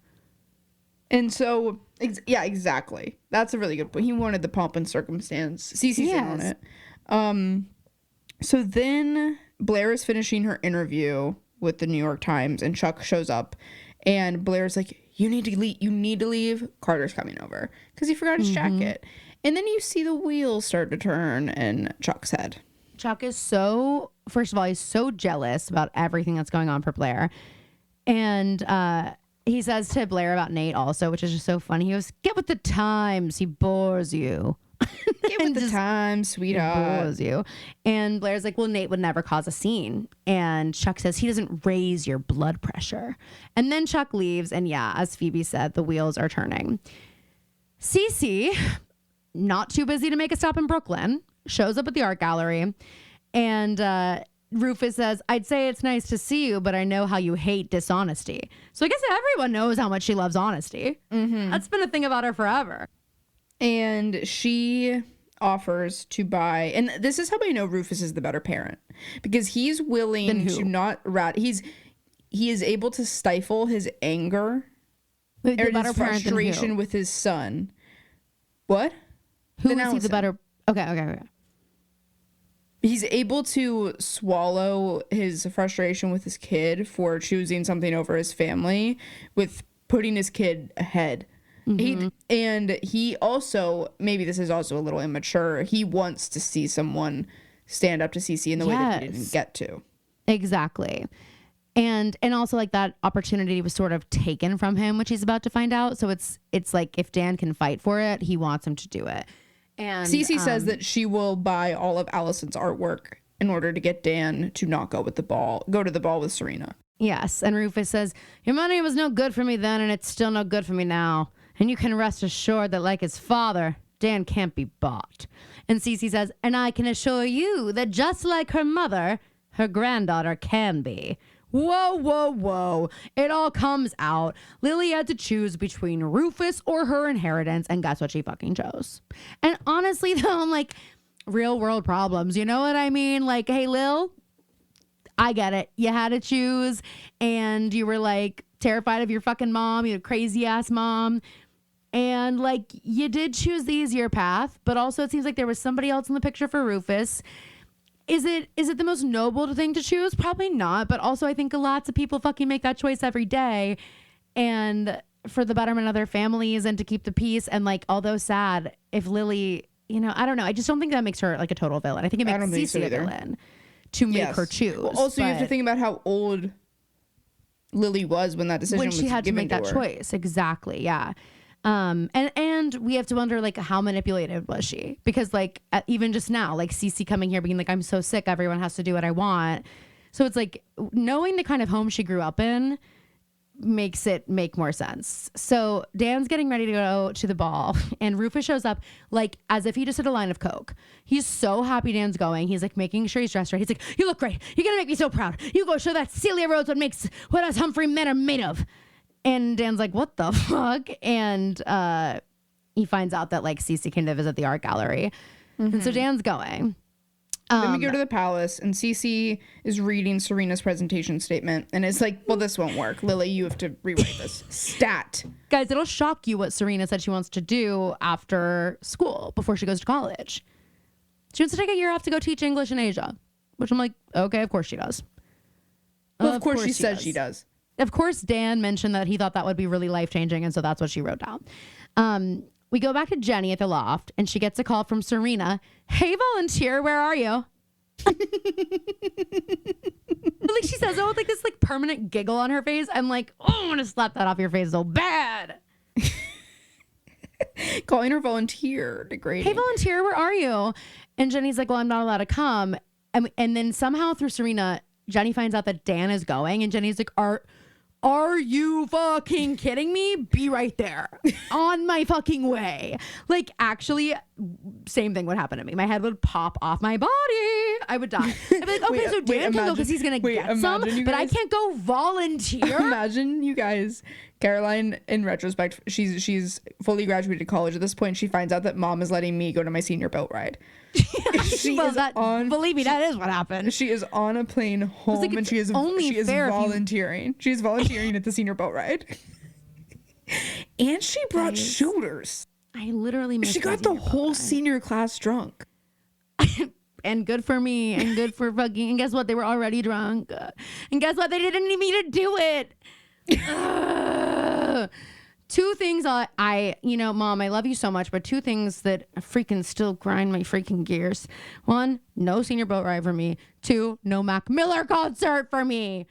Oh, because I didn't pass I did pass all the weed drug tests they gave me. Passed every single one. You just got caught for, there was a I didn't even get caught. I didn't even get caught. Let's be clear, I didn't even get caught. I willingly told somebody I trusted. And she turned around and said, I'm a narc now. and that's what happened. So anywho, yeah. I don't know what the lesson is. It's either don't lie or don't tell the truth. I don't know which one it is, but it's one. No, it's don't do things that will get you in trouble. Well, guess what? I didn't get in trouble till I lied or told the truth. I was never in trouble for it. Yes, but Caroline, you don't do something that will make you feel so guilty that you have to tell someone you did That's not something. why I told her. I didn't tell her because I felt guilty. Excuses over She here. asked me. Excuses. We were on the way to the Vampire Diaries set. I was having a good day. She asked me. I told her. Regretted it. Don't regret it. Great story, but I still regret it. Anyway, okay, so leave all that in. Okay, so Jenny. What'd you say? Makes my life easier. So Chuck is, as Phoebe mentioned earlier, his gears were turning, and now we see what his plan was. He's waiting in his limo. He is like Gossip Girl's best spy, by the way. If only he and Dan knew how much they have in common. Wait, but Chuck's I also always love it doing like this. Oh, he does send it to Gossip. For some reason, I thought that he just sent it to someone else, and I was like, he's not even doing it for Gossip Girl. Send it to Nate, dude. Like, he's the only one who wants to know. No. Gossip Girl. If he sends this to Gossip Girl, then there's more room for By the way, what he sends is a picture of Carter walking into Blair's apartment. Mm-hmm. What?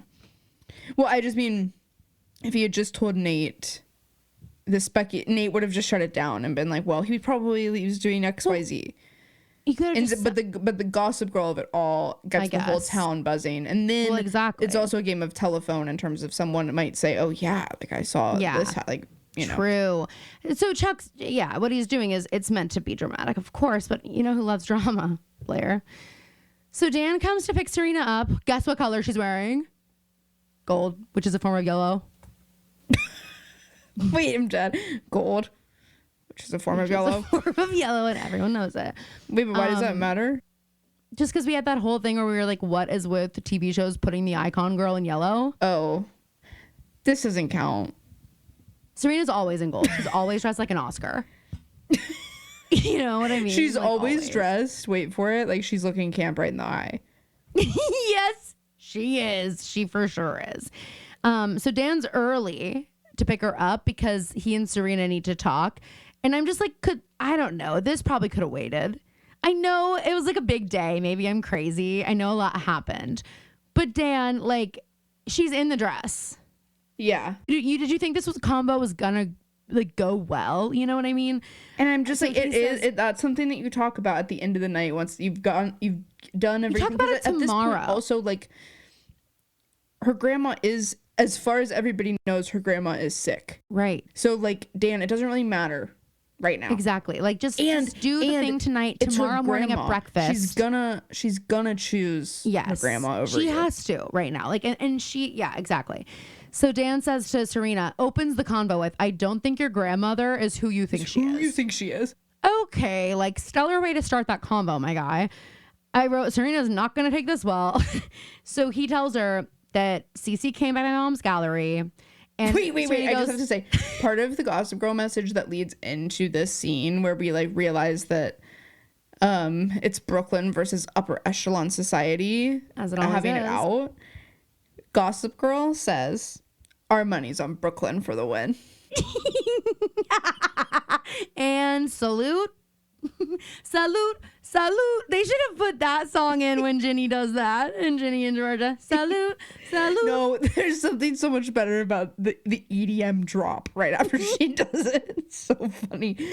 But so I do love the idea of like Dan Quinn Fabre typing at the computer and our Yes. money's on Brooklyn for the win. Yeah, exactly.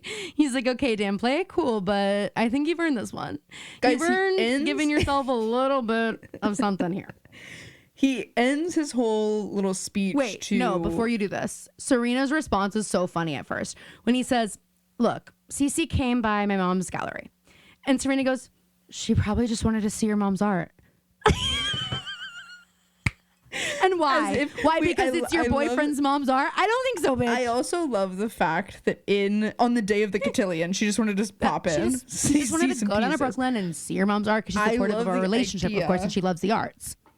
That Serena was like, okay, well, that's the end of what you were gonna say. Like as if Dan wasn't gonna then go on to say what she was doing at the gallery. This line that Dan says, Makes this your would mother have look been like Gandhi.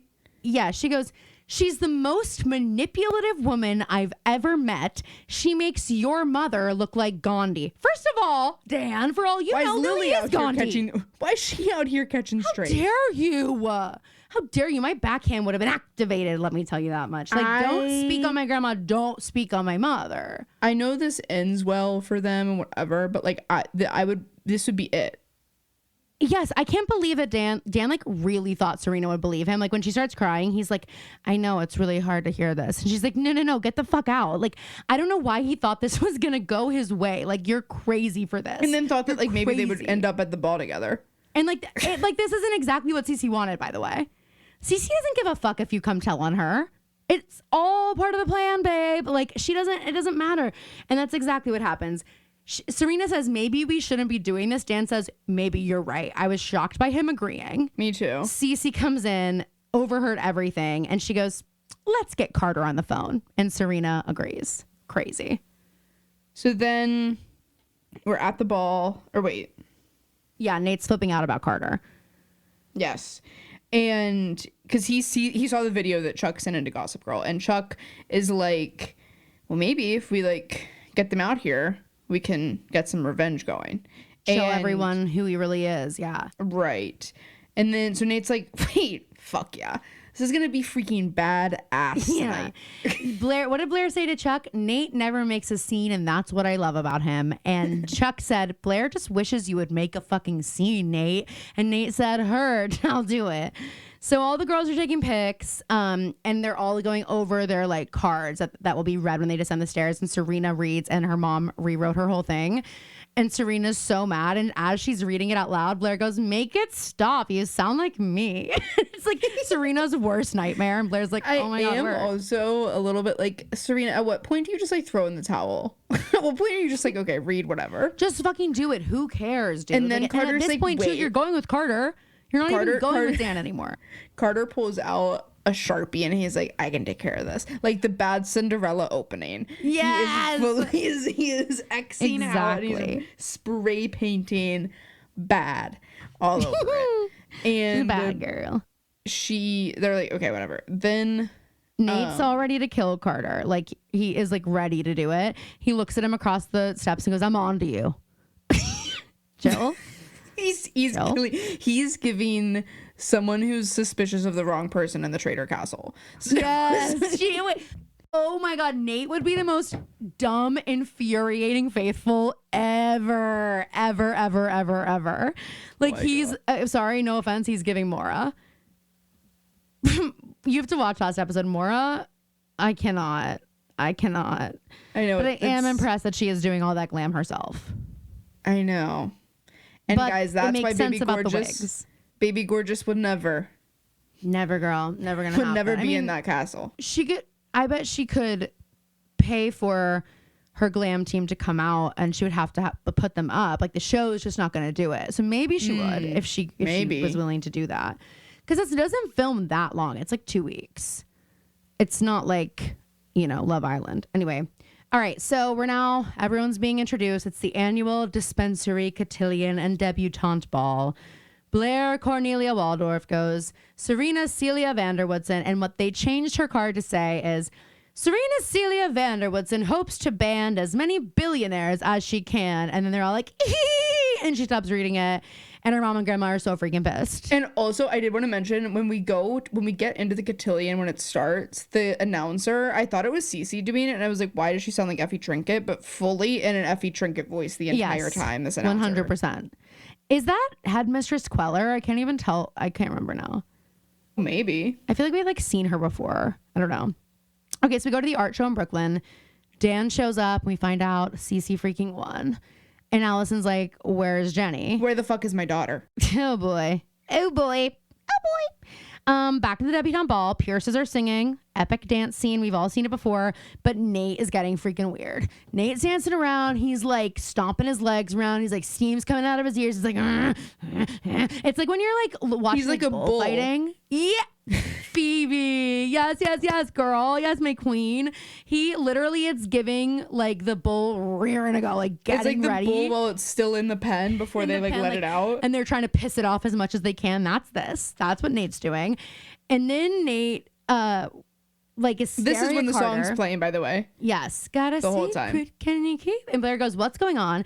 And Chuck is fanning the flames. Carter whispers something in Blair's ear that makes her laugh, and Chuck goes up to Nate and says, "Yeah, he's telling her what he's gonna do to her tonight." And Nate flips the fuck out, goes up to Carter, punches him, is wearing gloves. It's so funny to see Nate Archibald punching Carter Bazin wearing white gloves. Everyone's not wearing gloves. Like, Dan, how do you not? I mean, I know you do eat this up, but like, come on. Come on. You're going to wish you were here when you realize you didn't get the live footage of this fight from Nate Archibald, sad boy Nate, who never starts a scene. Who never makes a scene. While all of this is happening, Blair. He goes, she's my girlfriend. Punches her with white gloves. She's my girlfriend. No one, okay? Also, no, she isn't, dude. This is giving, I think, if my memory serves me correctly, this is giving growing up on that street down the street from us. And I think Mark and Tripp got into a physical altercation in the street over Cammie. No fucking way. When I was in 5th grade? I think it was Tripp in elementary school. Wow. I've only ever had a man be punched one time for me. But okay. It was awesome, though. It was really fun. And the guy actually, he got thrown in a fire. I was dating this boy in college. That sounds, you just said that in a way of the way that you world build when you have to take a beat to like think it's not real. You're gonna say this is a real story. You're like, and then he got thrown in a fire. Well, I didn't know how the public would react to that because it sounds bad. Basically, this guy was like, like, have to elaborate. This guy was like, we're at this party. We're at actually my friend Brennan's house. Rest in peace, Brennan. He is passed. And we love this memory of his home. So we're all there hanging out. And I was dating this guy, Bronson, who famously very short man. He would actually love it if I talked about him on the podcast. So I'm going to. Anyway, so he's like really short, which is why this is extra funny. But he and I were like dating kind of, and we're all hanging out. And this guy was just being really weird. Like, he was way too drunk for the party. No one really knew who he was. Like, Brennan's house was like on a corner, and like we were all outside and like in the front. So like people were just like kind of come in. And so he like went to the school, but we did not know who he was. And he's like actually like giving Bull in a China shop vibes. Like, he's like running around the house. Like, he's like just being so crazy, and he gets like fixated on me. And we were like waiting to use the bathroom, and he's like talking to me and being kind of like weird, like whatever. So then we're all sitting around the fire, and like he charges out the door. Now I can see this. Charges out the door and down the steps. Caroline, I want to have sex with you, and screams that like out of nowhere. I haven't spoken to this man. I'm like, again, no one knows who he is. And they flip out. He is charging, he like loses his balance. He's like gonna fall on me. And all the guys, these theater boys who've never in their lives had a chance to punch someone, were like, and this is it, the moment we've all been waiting for. They're like, they get up, finally some real combat. No, literally, they're like, this guy. They look at each other. They're like, oh my god, I had stage combat like, today. I had stage combat today. This is perfect. Yeah, they're literally like, it is finally happening. And they get up and they like start whatever. And Bronson gets up and fucking punches Suddenly, they all have tattoos on their wrists that say, it's all happening. It's all happening. They all hold them up and they assemble like the Avengers. And we hear, you know, that's funny. They charge at him. Bronson punches him in the face. Talked about it for 3 years later. He's like, Caroline talking about socked him out. Caroline talking about it. I don't want to say how many years later. I'm making fun of them. He's like, I socked him out. I literally punched him. I've never punched a guy for a girl before, but I did. And I was like, okay, chill. Like, it's like, but Brendan's also this big. Like, it's like these people are literally like actors. They're like, they only know stage combat. Like, they're trying their hardest. And then the guy, we saw him everywhere after that, on campus, whatever. I don't even know if he remembered a thing about it. Like, I literally don't know if he remembered it. But we talked about it for so long because all these guys were so fucking proud of themselves for fighting, for getting in a fight, one single fight. You can take that out if that's not funny because you seem to hate that story. But anyway, and maybe I hate it too. Take it out if you want. I just don't care. Anyway, so Jenny runs out to leave the whatever thing. She has to go home to the art show. And Blair's like, wait, you have to stay because you'd fix my dress. They fucked up my dress. If you stay and fix my dress, all will be forgiven. And so outside, Lily is Serena versus Lily. And Lily says, what's next, Serena? Girls Gone Wild? But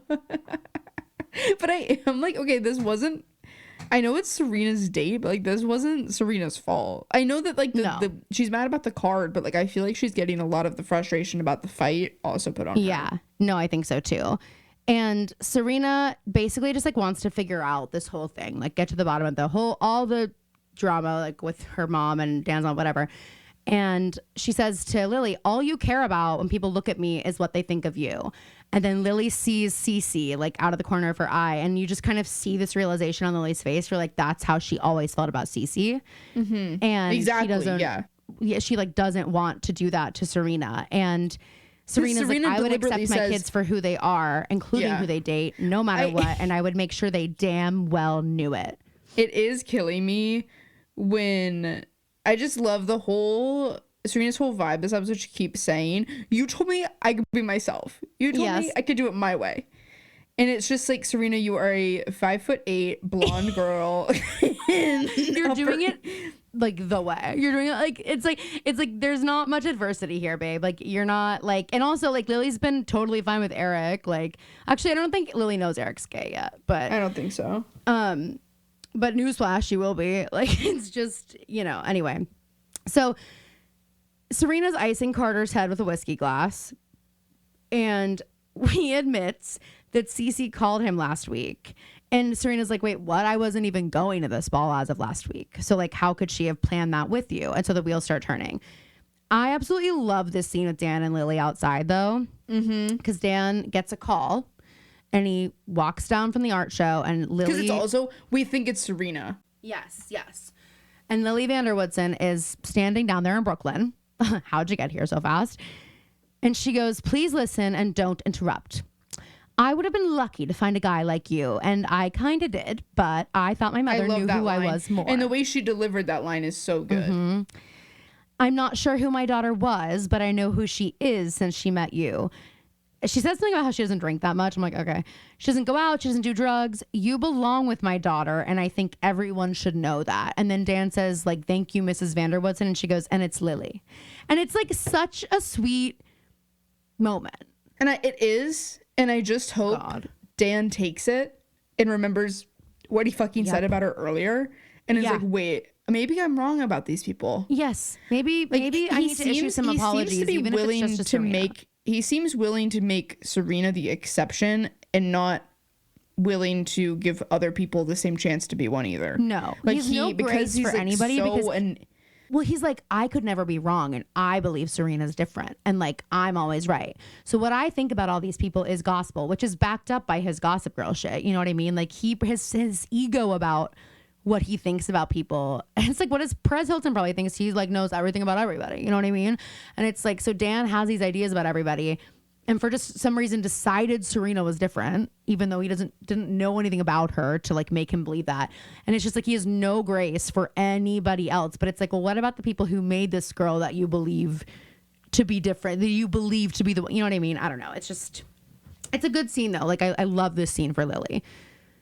So Chuck and Blair are dancing. We find out that Nate was asked to leave, and Blair's like can see on Chuck's face that there was some She's sort of putting scheme. the pieces together. Yes.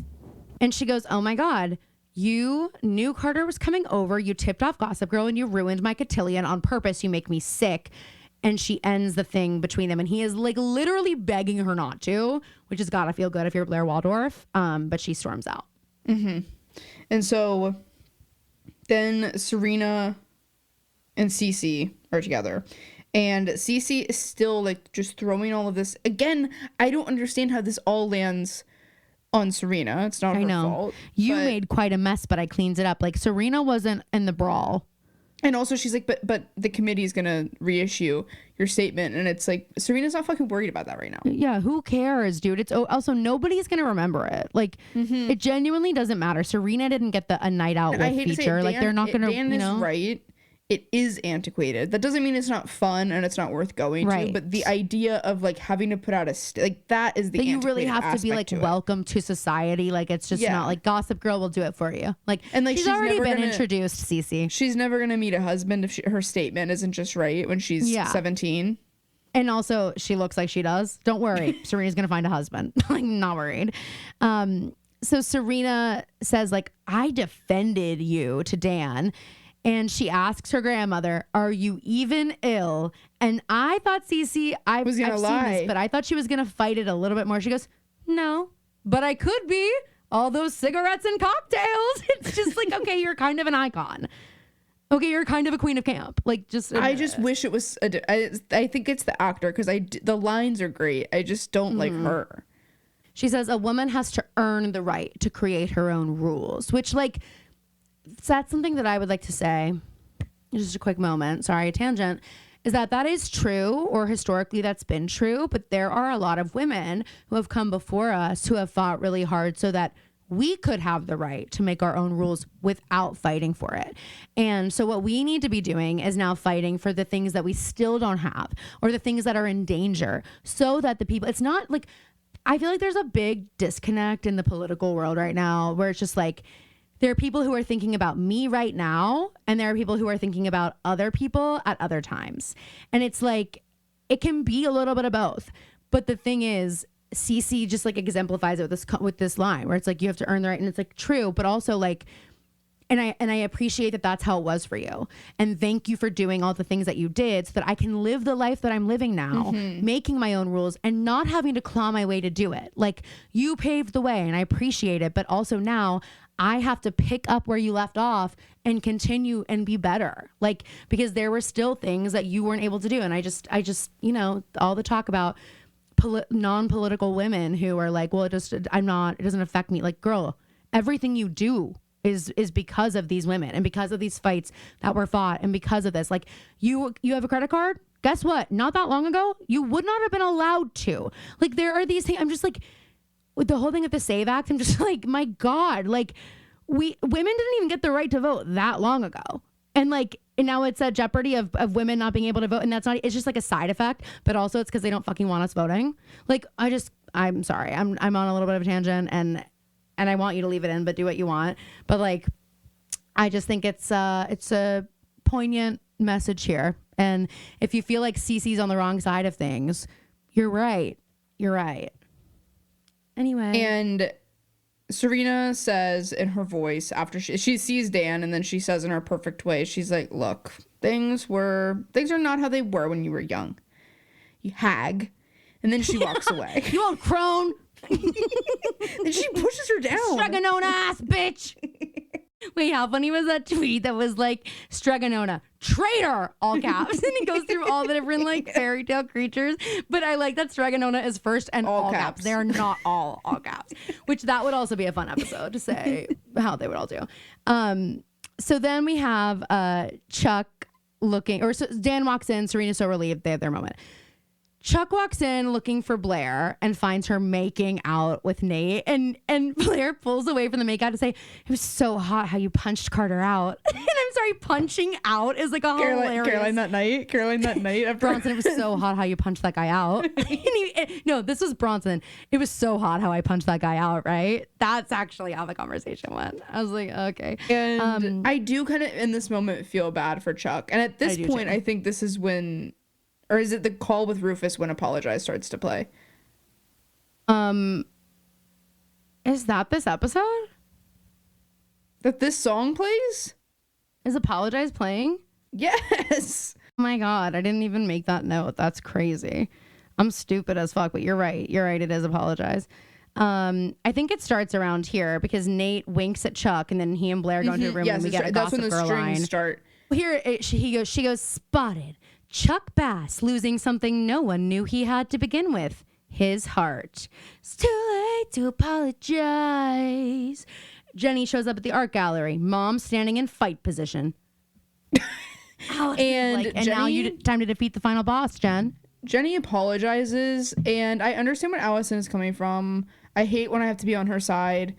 She says, I accept your apology, but make it okay. Yeah, it's an important lesson for Jenny to learn that you can't just apologize, and especially you can forgive. And I think we can do that to a lot of parents. Like that's something that you just think your parents will move on from the mean things that you've said to them. And like what Jenny said and what Jenny did this whole episode was so, I know we don't like Allison, but like so deeply hurtful to who they are as people. Yes.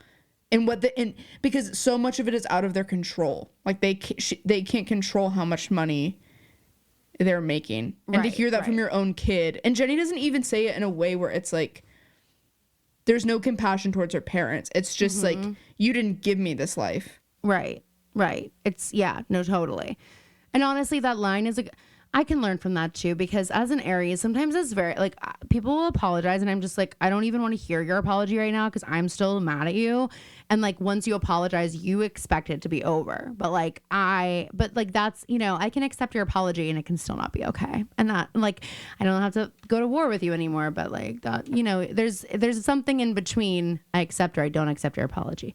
Anyway, so Allison says to her, you need to look at yourself and ask if you like the person you're becoming. And I wish Jenny And what Jenny says? Jenny goes home and she looks in the mirror and she says, and she looks in her, she's furiously searching through her makeup drawer, searching. And then she finds it. Her black tube eyeliner. Of eyeliner. And she says, this is it. Eureka. And she paints her eyes black and she is like, and this is who I was always meant to be. Dad! And then she walks in the living room and she goes, fuck you, Mom. Hey, Mom, fuck you. Go back to Hudson. All of Little J's bad girl lines end with, that was always Mom and Dad's favorite thing to say when we were in fights. There's no A at the end of no. No! There's no A at the end of no. There's no A at the end of Dad. Dad! Like, maybe I'm calling you Dada. Maybe there is an A at the end. I'm calling you Dada. Okay. Then he's mad because you didn't enunciate. Then he's mad because I called him Dada. He's like, it's Dad or Sir. Or Mr. Connell. Or Mr. Connell to you or Captain. Okay, so Lily gets a call from Rufus. And Rufus is like, hey, and he's like drunk. And he's like, I just found out why you fucking left me. I didn't even clock that he was drunk. Oh, he's obviously drunk. He's like slurring his words a little bit. And he's like, Cece came out, she's like, she told me everything. And Lily says, look, I wasn't strong enough to refuse and you never would have understood. And Rufus goes, if I had known, I should have never let you let me go. And then Lily's like, you got a wifey to go back to. Click, hangs up.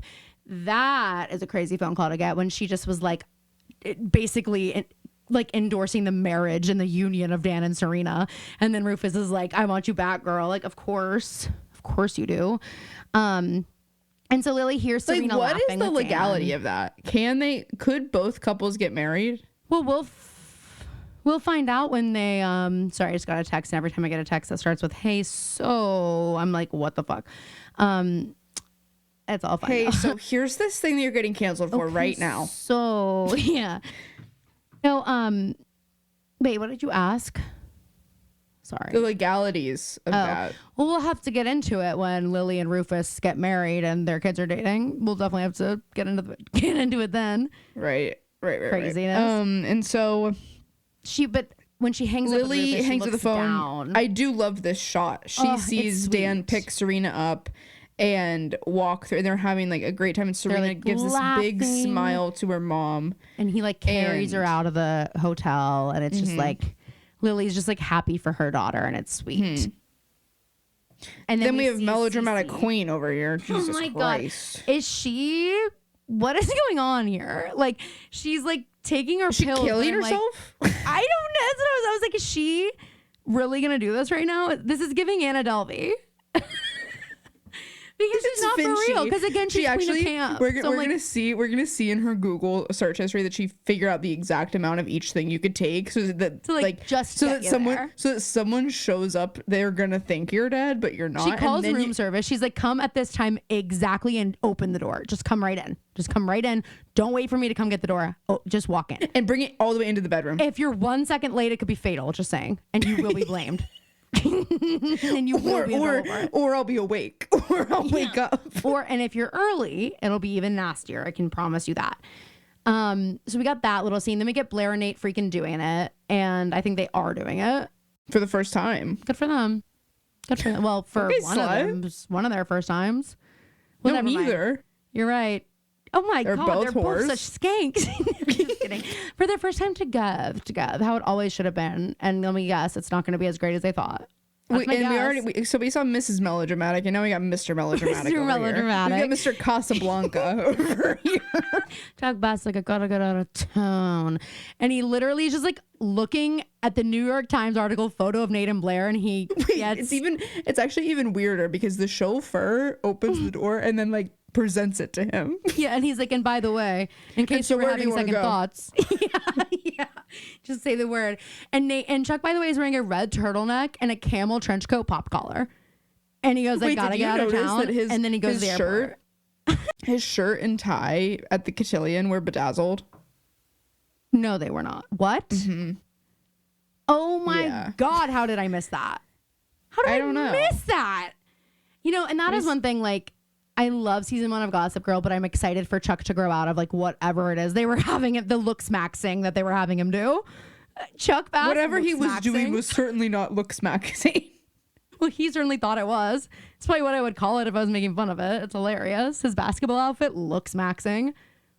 Okay, Oh, it's she's just got the it shirt, up. but it is. Holy shit. Okay, send it to me, please. I need that. I also hate his hair like that. He looks like he should be in Wuthering Heights.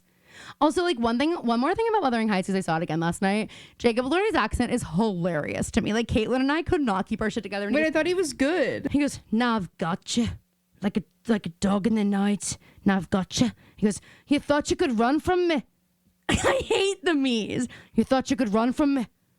Wait, that sounds more like the kid. That's how he sounds as an adult too. But the kid He's is like, the "I'm that busy. kid's good. That I'm kid's busy. gonna be a big. Kathy. All of his E's are, Kathy, I'm busy.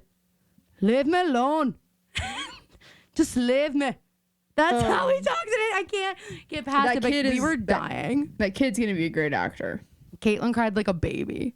So did Mimi. I looked over at Mimi, Caitlin because I couldn't tell. I was like, which also like You're gonna hate I'm this or not no? I'm not trying to put Mimi on blast here, but like we saw Hamnet together.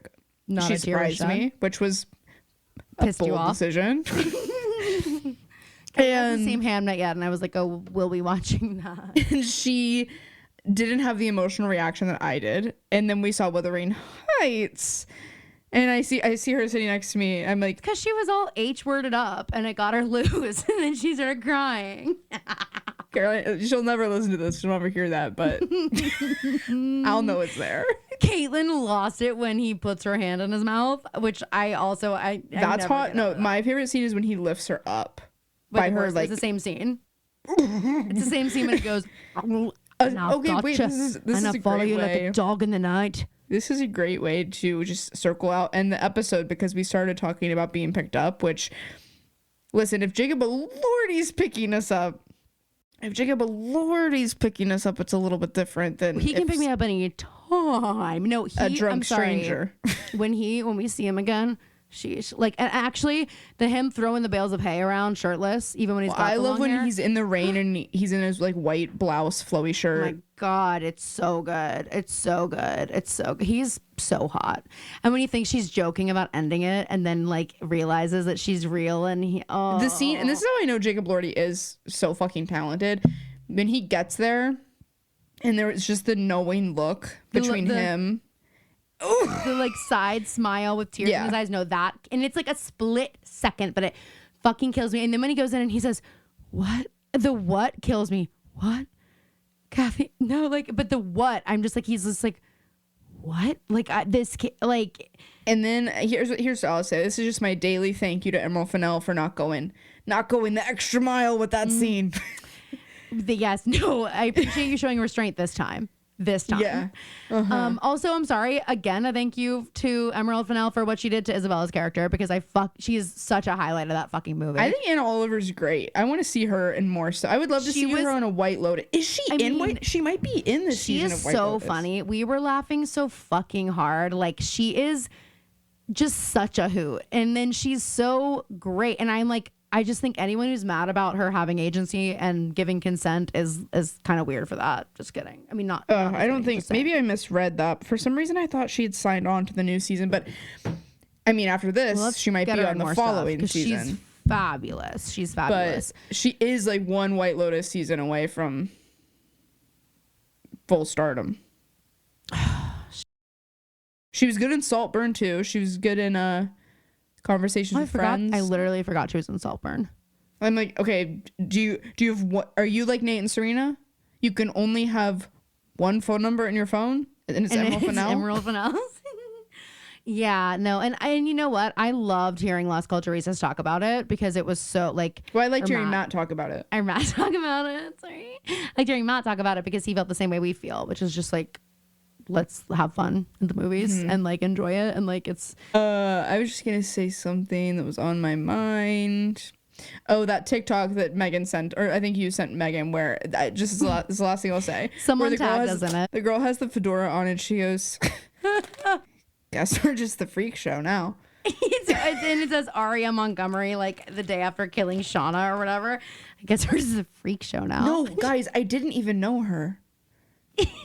It's so funny. I think I put it on our story also, but someone tagged us and like guys always be tagging us and shit like that. Thank you. We've never had an original thought also, which is funny. Like the profile picture to our group chat with Megan Albatress is zoomed that picture of in Aria's face. You can't see the fedora in the picture, but you do see the single tear. Funeral on YouTube. And I do just like to revisit that every so often that Aria Montgomery was posted up in the communal computer lab watching a classmate's the funeral of the person that she killed. Anyway, all right, guys, that's the app. Let me read the synopsis, or are you reading it? You go for it. All right, next week's episode is season 1, episode 11. Hold, please. Did you say dang? Yeah. Two more months of this season. Dang, dang, dang, diggity, dang, dang. All right, next episode's Christmas. It's called Roman Holiday. Blair is disappointed when her father brings his boyfriend, Roman, home for the Christmas holidays and begins to formulate a plan to get rid of the unwanted guest. Oh, great. To make matters worse, she finds out that Chuck and Nate are spending time together in Monaco and becomes paranoid that Nate may find out her secret. Elsewhere, Serena enlists the help of Jenny and Vanessa as she tries to find the perfect present for Dan. It's going to be a great episode. We love Merry Christmas, Upper East Siders, or something. Have a holly jolly holiday. XOXO. So that's next week, you guys. And I was also thinking that it would be fun, and I don't know where this would be fun, on Patreon, on Maine, whatever, but like every episode of Gossip Girl is named after a movie. And it would be kind of fun to do like a Gossip Girl movie club. It is? Yeah, every single one. Like last week was John Tucker Must Die. Every single. Well, I thought you meant like literally. That's why I was like, what is High Society?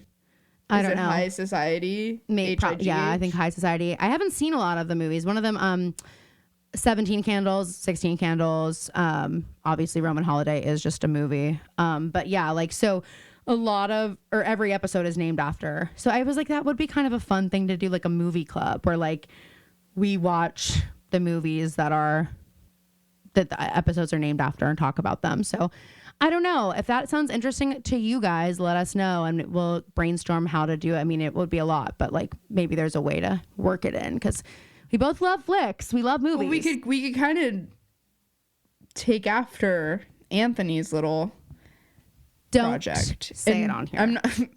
Yeah, you don't have to tell me not to say it. I won't. Wait, Anthony, by the way, okay, Anthony's Valentine's Day for me. Let me actually just tell you all really quick what Anthony did for me for Valentine's Day, and don't accept guys. less, At this point in the conversation, I can either was really really good or so bad it was funny. I can't quite tell. No, he did really really well. Okay, so Anthony. So first of all, we both like work a million jobs, and so he schedules himself to be working on Valentine's Day, which like. You know, we've been together a while, so I really wouldn't have been mad about that, but he planned ahead.